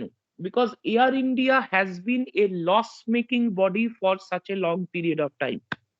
গভর্নমেন্টের নিজস্ব কোম্পানি ছিল এয়ার ইন্ডিয়া, আজকে এয়ার ইন্ডিয়া দীর্ঘদিন ধরে লসে রান করছে, মানে এই লসটাকে কিন্তু কম্পেনসেট করতে হচ্ছে গভর্নমেন্টকেই। লসটাকে কম্পেনসেট করতে গিয়ে গভর্নমেন্টকে কিন্তু একটা হিউজ ফাইন্যান্সিয়াল বার্ডেন নিতে হচ্ছে। তাহলে গভর্নমেন্ট বলছে যে আমি এই কোম্পানিকে সেল করে দিচ্ছি। তাহলে সেল করে দিলে গভর্নমেন্টের পয়েন্ট অফ ভিউ থেকে দুটো বেনিফিট আছে। প্রথম কথা হচ্ছে গভর্নমেন্টকে এই কোম্পানির জন্য যে ফাইন্যান্সিয়াল বার্ডেন নিতে হচ্ছিল, সেই ফাইন্যান্সিয়াল বার্ডেন গভর্নমেন্টকে নিতে হচ্ছে না, অর্থাৎ গভর্নমেন্টের আর কোনো রকম এই ফাইন্যান্সিয়াল বার্ডেন তার উপর পড়ছে না। সেকেন্ডলি, এয়ার ইন্ডিয়াকে টাটা গ্রুপের কাছে সেল করে দিয়ে at one shot government has received a huge some of money. তাহলে একদিকে গভর্নমেন্ট তার কিছুটা লাইবিলিটি কমিয়েও ফেলতে পারলো, তার বার্ডেন কিছুটা কমে গেল, অন্যদিকে তার আর্নিং হলো। এটা গভর্নমেন্ট মনে করছে কি, বা গভর্নমেন্টের পার্সপেক্টিভে যদি ভাবা যায়, এই টাকাটা যে গভর্নমেন্ট পেল, now government can invest it in some productive purpose. Government সেটা ইনফ্রাস্ট্রাকচারে খরচা করতে পারে, ইন্ডাস্ট্রির জন্য খরচা করতে পারে, পাবলিক ইউটিলিটি বা সার্ভিস দেওয়ার জন্য খরচা করতে পারে। So this is one point. এবার যদি আদার পয়েন্টটা ভাবা যায়, সেটা হচ্ছে যে এয়ার ইন্ডিয়া এতদিন ধরে গভর্নমেন্টের হাতে ছিল এবং এতদিন ধরে সেটা লসে রান করেছে। তার মানে ডেফিনেটলি সেখানে এমন কিছু ইস্যুজ আছে, সেটা ম্যানেজারিয়াল ইস্যু হতে পারে, এফিসিয়েন্সি ইস্যু হতে পারে, যেগুলোর জন্য এতদিন ধরে এটা লসে রান করেছে। আমরা সাধারণভাবে আমরা এই ধরনের এক্সাম্পলের ক্ষেত্রে বা এই গভর্নমেন্ট কোম্পানিগুলোকে সেল করে দেওয়ার ক্ষেত্রে একটা পয়েন্ট আমরা সবসময় বলার চেষ্টা করি, সেটা হচ্ছে private enterprises are more professionally and efficiently managed. আজকে এটার একটা এক্সপেকটেশন আমাদের থাকতেই পারে যে টাটা গ্রুপের মতন একটা কোম্পানির হাতে এয়ার ইন্ডিয়া যাওয়ার ফলে সেটা অনেক বেশি এফিসিয়েন্টলি প্রফেশনালি সেটা ম্যানেজড হবে এবং অপারেটেড হবে। ফলে এই কোম্পানিটা যেটা দীর্ঘদিন ধরে লসে রান করছে, এটা ইট মে বি একদম ওভারনাইট হবে না, ধরা যেতে পারে 4 বছর 5 বছর কি 3 বছর পরে ইট স্টার্টস আর্নিং প্রফিট। তো এই রকম বিভিন্ন পয়েন্ট আছে যেগুলোর বেসিসে আমরা এটাকে জাস্টিফাই করতে পারি। এবার এর এগেনস্টে অনেক পয়েন্ট আছে। অনেকে যেটা বলতে পারে যে এটা গভর্নমেন্টের হাতে থাকছে, এটা গভর্নমেন্টের অ্যাসেট, গভর্নমেন্ট এটা বিক্রি করে দিচ্ছে। বাট অ্যাসেট যদি আহ, তোমার উপর বার্ডেন ক্রিয়েট করে, তাহলে this asset should not be continue. Okay sir, okay sir. Sir বলছিলাম এই অ্যাসেট রিডিউস যেটা হচ্ছে ওর মধ্যে স্যার স্টকটাও কি আসবে? দেখো, স্টক বিষয়টা তো অন্য হয়ে গেল। সেটা হচ্ছে তুমি যদি এইভাবে ভাবো যে এয়ার ইন্ডিয়া একটা সরকারি সংস্থা। প্রথমত আমরা যদি এয়ার ইন্ডিয়ার একটু হিস্ট্রি দেখি, আমরা মোটামুটি ভাবে এগুলো, আমরা যারা আজকাল সোশ্যাল মিডিয়াতে আছি তারা আমরা মোটামুটি এগুলো জেনে গেছি। যদি তোমার জানা হয়ে থাকে তাহলে খুবই ভালো কথা, বাট এটা যদি জানা নাও থাকে, তাহলে basically air India at one point of time was tata company, মানে টাটার নিজস্ব কোম্পানি ছিল এয়ার ইন্ডিয়া। পরবর্তীকালে এয়ার ইন্ডিয়াকে ন্যাশনালাইজ করা হয় না, এয়ার ইন্ডিয়াকে গভর্নমেন্ট অফ ইন্ডিয়া পারচেজ করে। এবার এই যে যখন টাটা গ্রুপের কাছ থেকে গভর্নমেন্ট অফ ইন্ডিয়া এয়ার ইন্ডিয়াকে পারচেজ করেছিল, তখন তার জন্য টাটা কোম্পানিকে টাকা দিতে হয়েছে। আজকে যখন টাটা গ্রুপ পারচেজ করছে, তার জন্য যেমন টাটা গ্রুপ গভর্নমেন্টকে টাকা দিচ্ছে, ঠিক সেম জিনিস তখন করা হয়েছিল যখন গভর্নমেন্ট টাটা গ্রুপের কাছ থেকে এয়ার ইন্ডিয়াকে পারচেজ করেছিল। এই যে গভর্নমেন্ট যখন কিনছে এয়ার ইন্ডিয়াটা, তার মানে এয়ার ইন্ডিয়ার ক্যাপিটালের ওনারশিপ চলে আসছে গভর্নমেন্ট অফ ইন্ডিয়ার হাতে। তো সুতরাং এয়ার ইন্ডিয়া এতদিন যে গভর্নমেন্টের হাতে ছিল, তার টোটাল শেয়ার হোল্ডিংটা গভর্নমেন্টের নিজের হাতেই ছিল। ফলে এখানে কিন্তু শেয়ার বিষয়টা ইনক্লুডেড থাকছে না, কারণ কোম্পানিটা পুরোটাই 100%টাই গভর্নমেন্টের শেয়ার হোল্ডিং এ ছিল। বুঝতে পারলে? হ্যাঁ sir.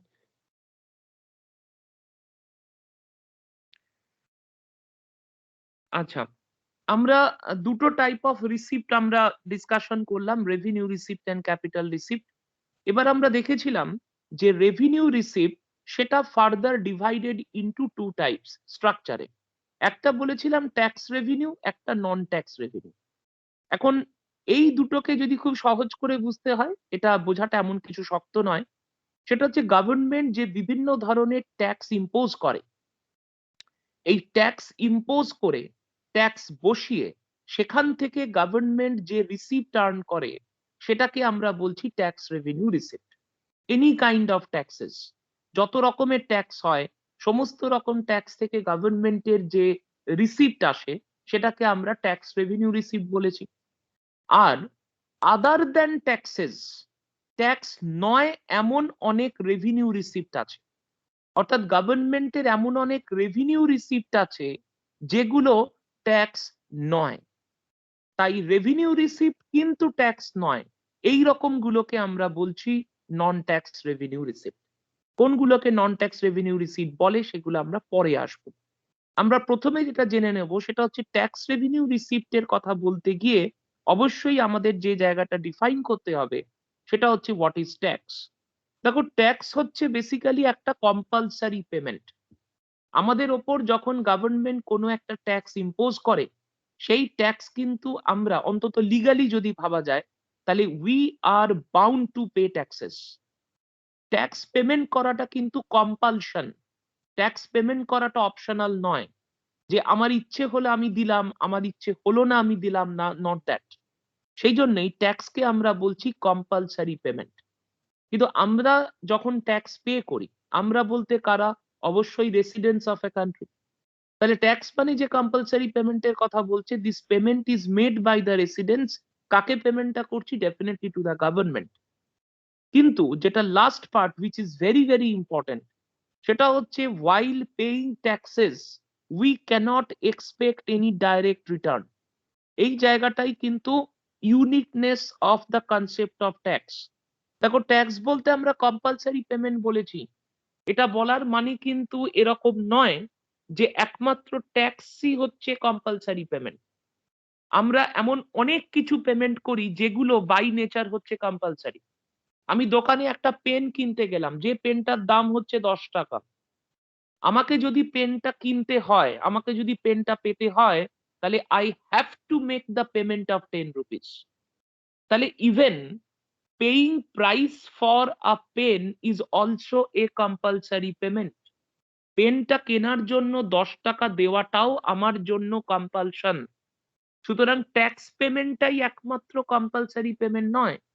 Even paying prices for a commodity is also a compulsory payment. তাহলে এদিক থেকে দেখতে গেলে price of a commodity and tax both are same, কারণ দুটোই কম্পালসারি পেমেন্ট।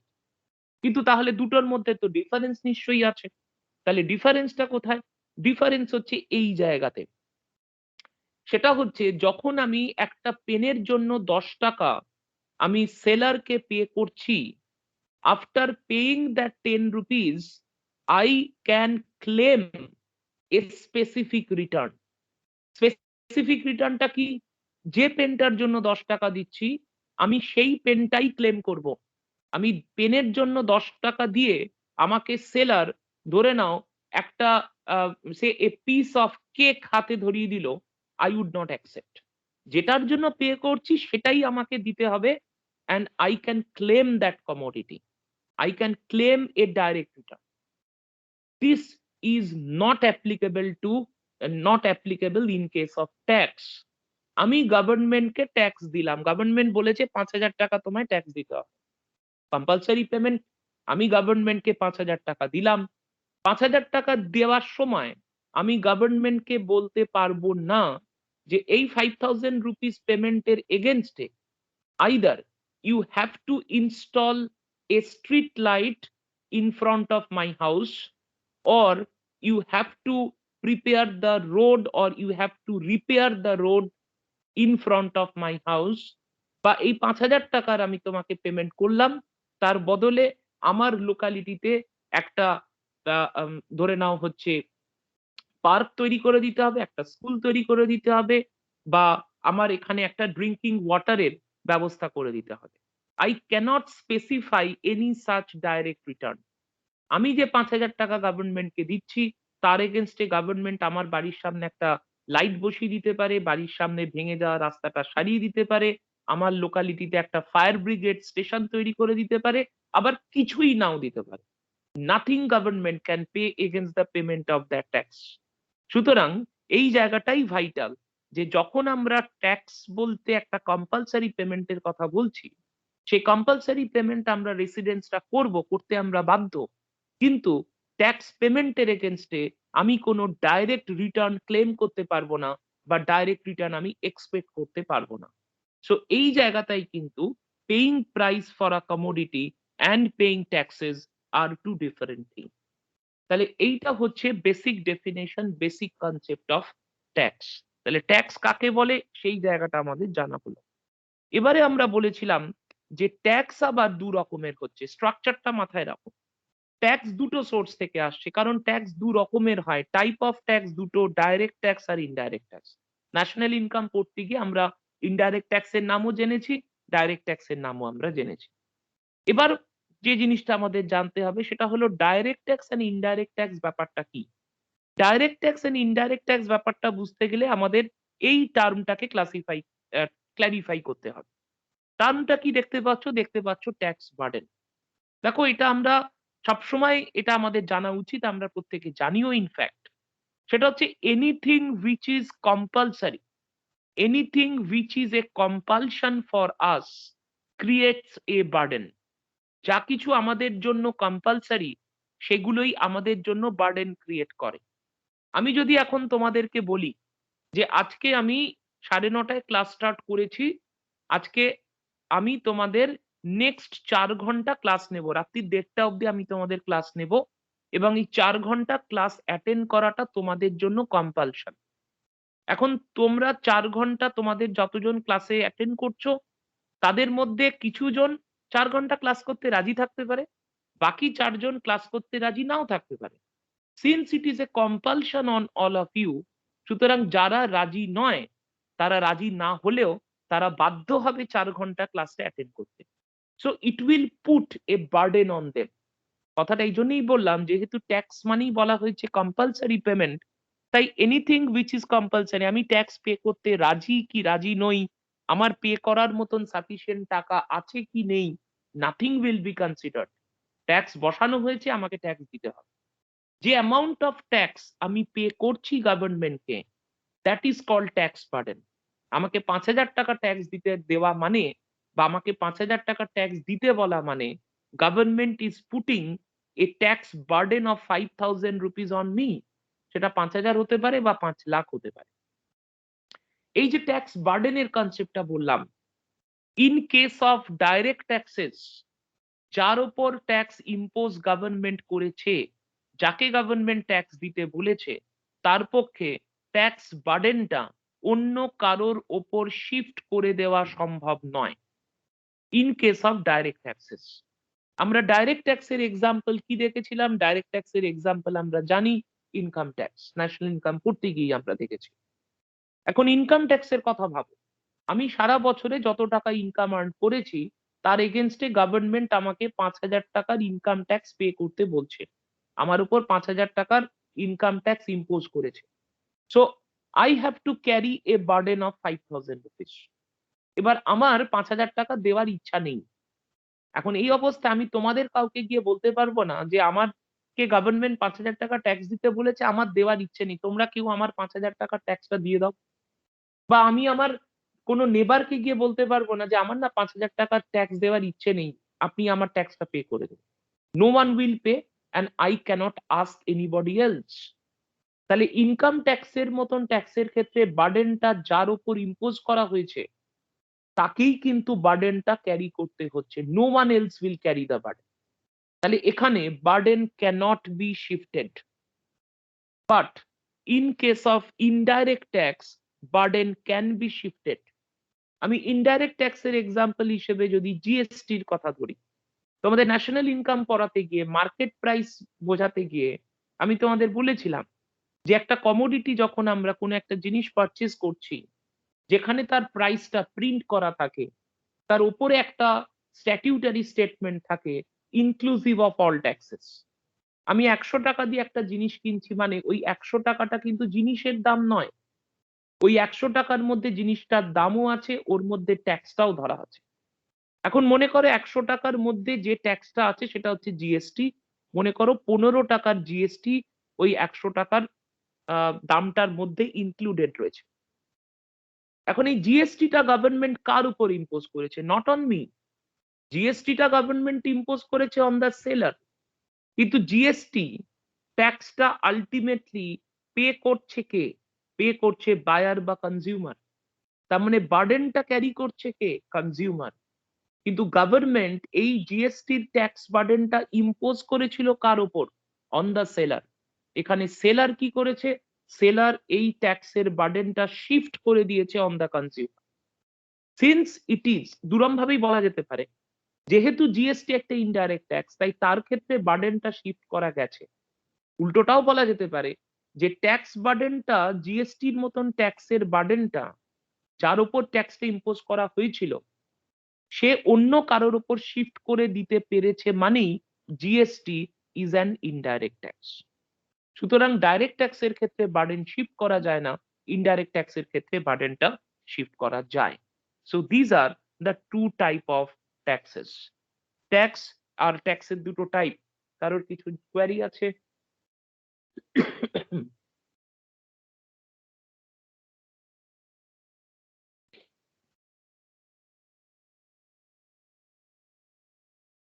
আচ্ছা, এবারে আমরা ট্যাক্সের পরে যেটাতে আসছি।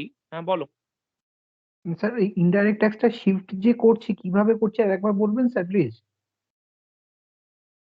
ইনডাইরেক্ট ট্যাক্সে শিফট করছি মানে কি? মানে তুমি যে জিনিসটা 100 টাকা দিয়ে কিনছো, সেই 100 টাকাটার মধ্যে 15 টাকার জিএসটি কম্পোনেন্ট আছে। তো জিএসটিটা তুমি পে করছো, কিন্তু জিএসটিটা গভর্নমেন্ট কি তোমার উপর ইম্পোজ করেছে?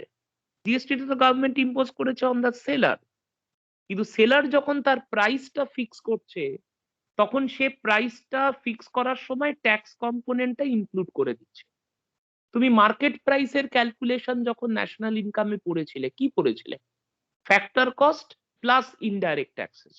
আমি একজন প্রডিউসার, আমি দেখলাম একটা কমোডিটি প্রডিউস করতে আমার ফ্যাক্টর কস্ট লেগেছে 80 টাকা, আর আমার উপর গভর্নমেন্ট, আমি যখন কমোডিটিটা বিক্রি করতে যাচ্ছি আমার উপর গভর্নমেন্ট 20 টাকা জিএসটি বসাচ্ছে।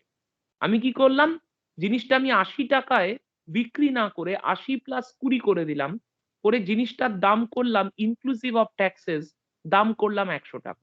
100 টাকায় জিনিসটা বিক্রি করলাম, তুমি 100 টাকায় জিনিসটা কিনলে, তাহলে তুমি যে 100 টাকা দিলে তার মধ্যে 80 টাকা আমি রেখে দিলাম, 20 টাকা আমি গভর্নমেন্টকে জিএসটি হিসাবে পে করে দিলাম। তাহলে জিএসটিটা গভর্নমেন্ট বসিয়েছিল আমার ওপর, কিন্তু জিএসটিটা আলটিমেটলি ফাইনালি কার পকেট থেকে পেড হলো? তোমার পকেট থেকে। সুতরাং আমি বার্ডেনটা শিফট করে দিতে পেরেছি এখানে। ওকে স্যার, ওকে। আচ্ছা, আমরা ট্যাক্সের টাইপটা করার পরে আমরা দেখেছিলাম যে আদার দ্যান ট্যাক্স রেভিনিউ গভর্নমেন্টের আরেকটা রেভিনিউ রিসিপ্ট সোর্স আছে, যেটাকে আমরা বলছি নন ট্যাক্স রেভিনিউ। এখন এই নন ট্যাক্স রেভিনিউ আমি কি বলেছিলাম, যে এটা রেভিনিউ রিসিপ্ট কিন্তু ট্যাক্স নয়। এখন এর এক্সাম্পল দিলে জিনিসটা সহজে বোঝা যায়। খুব সহজ একটা এক্সাম্পল দিচ্ছি, সেটা মনে করো fines. Because of non following of any government rule or regulation, আমরা গভর্নমেন্টের কোনো একটা রুল বা রেগুলেশন ফলো না করার জন্য গভর্নমেন্ট আমার ওপর একটা ফাইন বা পেনাল্টি ইম্পোজ করলো। আমি ধরে নাও একটা 2 হুইলার চালাচ্ছি on road, as per government regulation helmet পরাটা হচ্ছে ম্যান্ডেটারি। আমি উইদাউট হেলমেট 2 হুইলারটা ড্রাইভ করছি, আমাকে রাস্তায় ট্রাফিক সার্জেন্ট আমাকে ধরলো, ধরে আমাকে অ্যাজ পার রুল মনে করো 800 টাকা কি 1000 টাকা আমাকে ফাইন করলো, আমাকে 1000 টাকা পে করতে হবে। এই যে 1000 টাকার ফাইন আমি পে করলাম, who will receive this? Not that মানে ট্রাফিক সার্জেন্ট। ট্রাফিক সার্জেন্ট কিন্তু 1000 টাকাটা পাচ্ছে না, 1000 টাকা ফাইনটা কিন্তু রিসিভ করছে গভর্নমেন্ট। এখন এই যে গভর্নমেন্ট 1000 টাকা রিসিভ করলো in form of fine, receive করলো মানে এটা তো গভর্নমেন্টের রিসিপ্ট। এবার এই 1000 টাকা তো বলবে না আমাকে যে 2 মাস পরে এসে তুমি ফেরত নিয়ে যাও, তার মানে এটা ফেরত দিতে হচ্ছে না, ফিউচার লায়াবিলিটি নেই, তাহলে ফাইনটা হচ্ছে রেভিনিউ রিসিপ্ট। কিন্তু ফাইন রেভিনিউ রিসিপ্ট হওয়া সত্ত্বেও ইট ইজ নট ট্যাক্স, এটা ট্যাক্স নয়। সুতরাং এই জন্য এটা রেভিনিউ রিসিপ্ট হচ্ছে, but it is not A tax. সেই জন্য ফাইনের মতন যে ফাইন ফর্মে গভর্নমেন্ট যে রিসিপ্টটা আর্ন করলো, সেটাকে আমরা ট্যাক্স রেভিনিউর মধ্যে ফেলতে পারবো না, সেটাকে আমরা নন ট্যাক্স রেভিনিউর মধ্যে ফেলবো। ফাইন একটা ছোট্ট এক্সাম্পল দিলাম, অনেক ধরনের নন ট্যাক্স রেভিনিউ রিসিপ্ট আছে যেটা গভর্নমেন্ট আর্ন করে, সেগুলো আমরা যখন নন ট্যাক্স রেভিনিউটা ইন ডিটেল পড়বো তখন সেই প্রত্যেকটা কম্পোনেন্ট আমাদের পক্ষে জানা সম্ভব হবে। তা এই হলো বেসিক্যালি নন ট্যাক্স রেভিনিউ। আমরা যেটা একটুখানি দেখে নেব আজকের জন্য, সেটা হচ্ছে এই যে নন ট্যাক্স রেভিনিউ যেটা লাস্টলি আমি তোমাদের বললাম, আমরা যদি এবার এই রেভিনিউ রিসিপ্টের পার্টটা আমরা পুরোটা করে ফেলেছি, রেভিনিউ রিসিপ্টের পুরো পার্ট মানে তার স্ট্রাকচারটা জেনে ফেলেছি, যে ট্যাক্স রেভিনিউ কি, ট্যাক্স রেভিনিউর মধ্যে কত রকমের ট্যাক্স হয়, এবং আমাদের নন ট্যাক্স রেভিনিউ জিনিসটা কি। আমরা এবার প্রিসাইসলি যেটা একটু দেখার চেষ্টা করব সেটা হচ্ছে সেন্ট্রাল গভর্নমেন্ট অফ ইন্ডিয়া, তাদের যে রেভিনিউ রিসিপ্টের যে পার্টটা রয়েছে তার মধ্যে রয়েছে নন ট্যাক্স রেভিনিউ রিসিপ্ট। কি কি ধরনের নন tax revenue receipt central government earn করে সেটা আজকে অন্তত ডিসকাশন করে রাখি আমরা। এর পরের দিন আমরা আলোচনা করব, যেটা থেকে শুরু করব সেটা হচ্ছে যে সেন্ট্রাল গভর্নমেন্টের ক্যাপিটাল রিসিপ্ট কি কি আছে, তারপর আমরা আসব ট্যাক্স রেভিনিউ রিসিপ্টের। তো দেখো নন ট্যাক্স রেভিনিউর মধ্যে আমরা অলরেডি একটা পেয়ে গেছি, একটা আলোচনা করেছি, সেটা হচ্ছে ফাইন।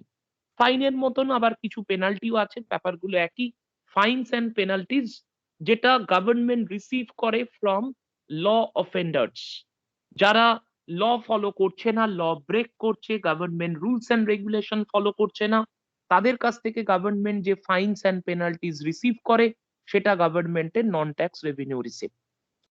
এটা আমরা আলোচনা করেছি। আসছি পরেরটাতে, ভেরি ভেরি ইম্পর্টেন্ট, সেটা হলো interest received by central government. এখন এই পয়েন্টটা বুঝতে গেলে আমাদের ফার্স্ট যেটা মাথায় রাখতে হবে, আমরা ক্যাপিটাল রিসিপ্ট আজকে পড়ানোর সময় আমি তোমাদের বলেছি যে কোনো গভর্নমেন্টের মতন আমাদের দেশের সেন্ট্রাল গভর্নমেন্টও কিন্তু তারা লোন নেয়, they borrow from various sources, কিন্তু লোন নেবার পাশাপাশি সেন্ট্রাল গভর্নমেন্ট আবার অন্যদেরকে লোন দেয়ও। Not only central government borrows, but central government also lends. কাকে লেন্ডিং করে? তিনজনকে লেন্ডিং করে। প্রথম হচ্ছে স্টেট গভর্নমেন্টস গুলোকে তাদের প্রয়োজনে লেন্ডিং করে। আমরা ওয়েস্ট বেঙ্গলে এই মুহূর্তে প্রত্যেকে রয়েছি, এই জায়গাটা আমাদের কারোরই বোধহয় অজানা নেই, কারণ আমরা আমাদের চিফ মিনিস্টার হোক বা আমাদের এই স্টেট গভর্নমেন্ট যে হোক, তাদের দিক থেকে বারবার আমরা বিভিন্ন সময় একটা কমপ্লেন দেখি যে সেন্ট্রাল গভর্নমেন্টের থেকে নেওয়া লোনের জন্য ইন্টারেস্ট দিতে গিয়ে, প্রিন্সিপাল ফেরত দিতে গিয়ে আমাদের প্রচুর টাকা খরচ হচ্ছে। সো ইট সিগনিফাইজ যে স্টেট গভর্নমেন্ট কিন্তু সেন্ট্রাল গভর্নমেন্টের কাছ থেকে লোন পায়। তার লোন পায় মানে ডেফিনেটলি সেন্ট্রাল গভর্নমেন্ট স্টেট গুলোকে লোন দেয়। দ্বিতীয়ত কাকে লোন দেয়? ইউনিয়ন টেরিটরিজ গুলোকে লোন দেয়। এখন আমাদের দেশে যে ইউনিয়ন টেরিটরিজ গুলো আছে, সেই ইউনিয়ন টেরিটরিজ কিন্তু আবার দু রকমের। কিছু ইউনিয়ন টেরিটরিজ আছে যাদের নিজস্ব লেজিসলেটিভ অ্যাসেম্বলি আছে, যেমন দিল্লি। দিল্লির নিজস্ব চিফ মিনিস্টার আছে, দিল্লির নিজস্ব বিধানসভা রয়েছে। কিন্তু এর পাশাপাশি আমরা এমন কিছু ইউনিয়ন টেরিটরিজও দেখি যেগুলোতে তাদের নিজস্ব কোনো লেজিসলেটিভ অ্যাসেম্বলি নেই, যাদের নিজস্ব কোনো চিফ মিনিস্টার নেই, যে ইউনিয়ন টেরিটরিজ গুলো directly ruled by the central government. এখানে সেন্ট্রাল গভর্নমেন্ট কাদেরকে লোন দিচ্ছে? সেই সমস্ত ইউনিয়ন টেরিটরিজ গুলোকে লোন দেয় যাদের নিজস্ব লেজিসলেটিভ অ্যাসেম্বলি আছে। আর কাকে লোন দিচ্ছে? পাবলিক সেক্টর এন্টারপ্রাইজ গুলোকে লোন দিচ্ছে। যেমন ধরে নাও ইন্ডিয়ান অয়েল কর্পোরেশন আছে, যেমন ধরে নাও ইন্ডিয়ান রেলওয়েজ আছে। এই রকম যে সমস্ত পাবলিক সেক্টর কোম্পানি গুলো রয়েছে, পাবলিক সেক্টর এন্টারপ্রাইজ গুলো রয়েছে, তাদেরকেও কিন্তু সেন্ট্রাল গভর্নমেন্ট লোন দেয়। এখন এই যে তিনজনকে সেন্ট্রাল গভর্নমেন্ট লোন দিচ্ছে, at some point of time all of them have to repay the loan with interest. এখন এরা যখন লোন ফেরত দিচ্ছে সেন্ট্রাল গভর্নমেন্টকে, শুধু এরা বলে না, যে কেউ যখন লোন ফেরত দেয়, সেই লোনটার মধ্যে দুটো কম্পোনেন্ট থাকবে, একটা প্রিন্সিপাল কম্পোনেন্ট, একটা ইন্টারেস্ট কম্পোনেন্ট। ফলে এই স্টেট গভর্নমেন্ট, ইউনিয়ন টেরিটরিজ বা পাবলিক সেক্টর এন্টারপ্রাইজ যখন তারা লোন ফেরত দিচ্ছে, তার মধ্যে প্রিন্সিপালও আছে, ইন্টারেস্টও আছে। But this interest is considered under non tax revenue receipt. ফলে সেন্ট্রাল গভর্নমেন্ট যত এই লোন দিয়েছে, তার এগেনস্টে যখন তারা লোনটা ফেরত পায়, সেই ফেরত পাওয়া লোনের মধ্যে ইন্টারেস্ট হিসাবে যত টাকা তারা ফেরত পায়, সেই ইন্টারেস্টটা কিন্তু নন ট্যাক্স রেভিনিউ রিসিপ্টের মধ্যে রাখা হয়। মনে করো, আমি একটা ছোট এক্সাম্পল দিয়ে বলছি, যে সেন্ট্রাল গভর্নমেন্ট অফ ইন্ডিয়া 2015 সালে মনে করো ঝাড়খণ্ড গভর্নমেন্টকে 5,000 টাকা ধার দিয়েছিল। অ্যাজ পার কন্ডিশন 2021-এ ঝাড়খণ্ড গভর্নমেন্ট 6,000 টাকা সেন্ট্রাল গভর্নমেন্টকে ফেরত দিচ্ছে। 5,000 টাকা প্রিন্সিপাল, 1,000 টাকা ইন্টারেস্ট। তাহলে এই 1,000 টাকার ইন্টারেস্টটাকে সেন্ট্রাল গভর্নমেন্ট 2021-22 ফাইন্যান্সিয়াল ইয়ারের বাজেটে নন ট্যাক্স রেভিনিউ রিসিপ্টের মধ্যে রাখবে অ্যাজ ইন্টারেস্ট আর্নিং। এটা হলো আরেকটা নন ট্যাক্স রেভিনিউ রিসিপ্ট। আসছি পরেরটাতে, dividend and profits receive from public sector enterprises. Dividend কাকে বলে আমি আগে আলোচনা করেছি। এখানে ডিভিডেন্ড আর প্রফিট দুটো ধরনের রিসিপ্ট সেন্ট্রাল গভর্নমেন্ট পায় ফ্রম পাবলিক সেক্টর এন্টারপ্রাইজের থেকে। দুটো উদাহরণ দেব, দুটো উদাহরণ ভালো করে একটু বুঝে নেবে। মনে করো ইন্ডিয়ান রেলওয়েজ। ইন্ডিয়ান রেলওয়েজ হচ্ছে এমন একটা পাবলিক সেক্টর এন্টারপ্রাইজ যার 100% ওনারশিপ রয়েছে সেন্ট্রাল গভর্নমেন্টের হাতে। আজকে ইন্ডিয়ান রেলওয়েজ কোনো ফাইন্যান্সিয়াল ইয়ারে যদি 1 টাকাও প্রফিট আর্ন করে, তাহলে এই পুরো 1 টাকাটাই কিন্তু হবে সেন্ট্রাল গভর্নমেন্টের আর্নিং, যেটাকে আমরা বলছি profit earning from public sector enterprise. দ্বিতীয় একটা এক্সাম্পল দিচ্ছি, মনে করো SBI, state bank of India. আমরা প্রত্যেকে জানি এটা একটা পাবলিক সেক্টর ব্যাংক, এটা একটা ন্যাশনালাইজড ব্যাংক, কিন্তু এসবিআই এতে অ্যারাউন্ড 70% মতন শেয়ার হোল্ডিং রয়েছে সেন্ট্রাল গভর্নমেন্টে, বাকি 30% ধরে নাও রয়েছে প্রাইভেট সেক্টরের হাতে। এখন এই যে 70% যদি সেন্ট্রাল গভর্নমেন্টের শেয়ার হোল্ডিং থাকে, তাহলে সেক্ষেত্রে এসবিআই 1 টাকা যদি প্রফিট করে কোনো ফাইন্যান্সিয়াল ইয়ারে, ইন্ডিয়ান রেলওয়েজ এর মতন পুরো 1 টাকাটাই সেন্ট্রাল গভর্নমেন্ট পাবে না। এখানে রেলওয়েজ এর পুরো 1 টাকা কেন পেয়েছিল? কারণ 100% ওনারশিপ রয়েছে সেন্ট্রাল গভর্নমেন্টের হাতে, তাই পুরোটাই পেয়েছিল। কিন্তু এসবিআই এর 70% ওনারশিপ রয়েছে সেন্ট্রাল গভর্নমেন্টের হাতে, তাই মনে করো 1 টাকার 70%, সহজ করেই বলছি, 70 পয়সা সেন্ট্রাল গভর্নমেন্টকে এসবিআই দেবে অ্যাজ ডিভিডেন্ড। কারণ ডিভিডেন্ড মানে আমরা পড়েছিলাম part of profit.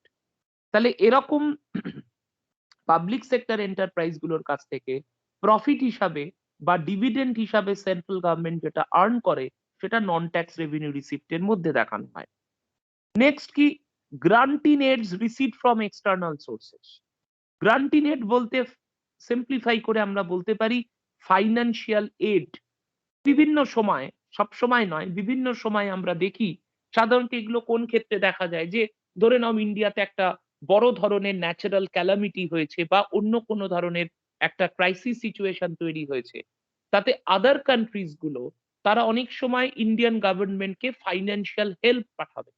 This financial help is not a loan, এটাকে এড বলা হচ্ছে, সাহায্য বলা হচ্ছে। It is not to be refunded. এটা লোন নয় যে লোন নিল, নিয়ে এটা পরবর্তীকালে ফেরত দিতে হবে। This is simply an aid. তাহলে এক্সটার্নাল সোর্স থেকে, দেশের বাইরে থেকে সেন্ট্রাল গভর্নমেন্ট যদি এই ধরনের গ্রান্টিং এড কিছু পায় কোনো ফাইন্যান্সিয়াল ইয়ারে, তাহলে সেই ফাইন্যান্সিয়াল ইয়ারে এটা নন ট্যাক্স রেভিনিউ রিসিপ্ট হিসাবে কাউন্ট হবে। নেক্সট কি? Fee payment received against provision of services. Government আমাদেরকে বিভিন্ন সার্ভিস দেয় এগেনস্ট রিসিপ্ট অফ ফি। আমাদের দেশে আমরা প্রত্যেকে, আমাদেরকে পাসপোর্ট ইস্যু করে সেন্ট্রাল গভর্নমেন্ট। পাসপোর্ট, এই পুরো বিষয়টাই সেন্ট্রাল গভর্নমেন্টের সাবজেক্ট।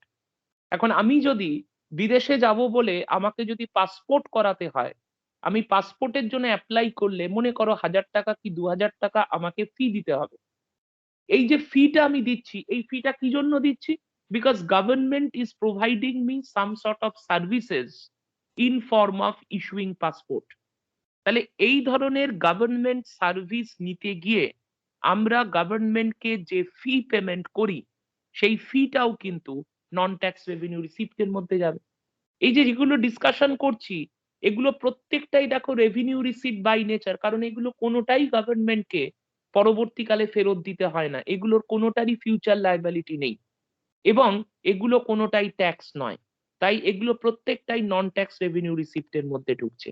আর লাস্ট যেটা, সেটা হলো profit from printing notes and minting coins. আমাদের দেশে যে নোট প্রিন্ট আমরা করি আর কয়েন যে মিন্টিং করি, every note printed and every coin minted, এটার এগেনস্টে সেন্ট্রাল গভর্নমেন্ট প্রফিট আর্ন করে। কিভাবে প্রফিট আর্ন করে এখন বোঝানোর জায়গা আসেনি, জাস্ট এটা আপাতত মেনশন করে রাখলাম।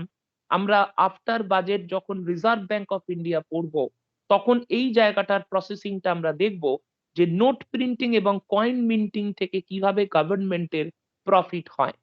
তো এই নোট প্রিন্টিং এবং কয়েন মিন্টিং থেকে গভর্নমেন্ট যত টাকা প্রফিট আর্ন করে, সেটাও নন ট্যাক্স রেভিনিউ রিসিপ্ট হিসাবে গভর্নমেন্টের বাজেটে ইনক্লুড করা হয়। So these R all the possible non tax revenue receipt of central government of India. আজকে তোমাদের এই অবধি করিয়ে রাখলাম, আমরা নেক্সট দিন বাজেটটা কন্টিনিউ করব। আজকে এখন অবধি আমরা যেটুকু করেছি, এইটুকুর ওপর নেক্সট উইকে এক্সাম নেবার মতন এখনো জায়গা আসেনি, তাই নেক্সট উইকে তোমাদের এক্সাম কিছু থাকবে না। তো আগে আমরা নেক্সট দিনের ক্লাসটা করি। নেক্সট দিনের ক্লাসে যেটুকু হবে, সেইটা টোটালটা আমরা পাবলিক ফাইন্যান্সে যতটুকু নেক্সট দিন পর্যন্ত হবে, এই পুরোটার ওপর আমরা নেক্সট উইকে এক্সাম নেব। এবার বলো তোমাদের যদি কিছু কোয়েরি থাকে।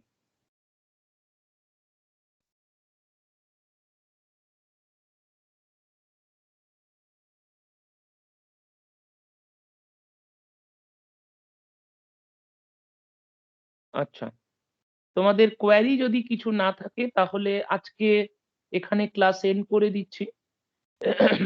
তোমাদের বাজেটের নোটটা আমি দিয়ে দেবো, আর নেক্সট উইকে তো এক্সাম থাকবে না বলেই দিলাম। নেক্সট উইকে আবার ক্লাস হবে, সেদিন আমরা ক্যাপিটাল রিসিপ্ট থেকে ক্লাস শুরু করব।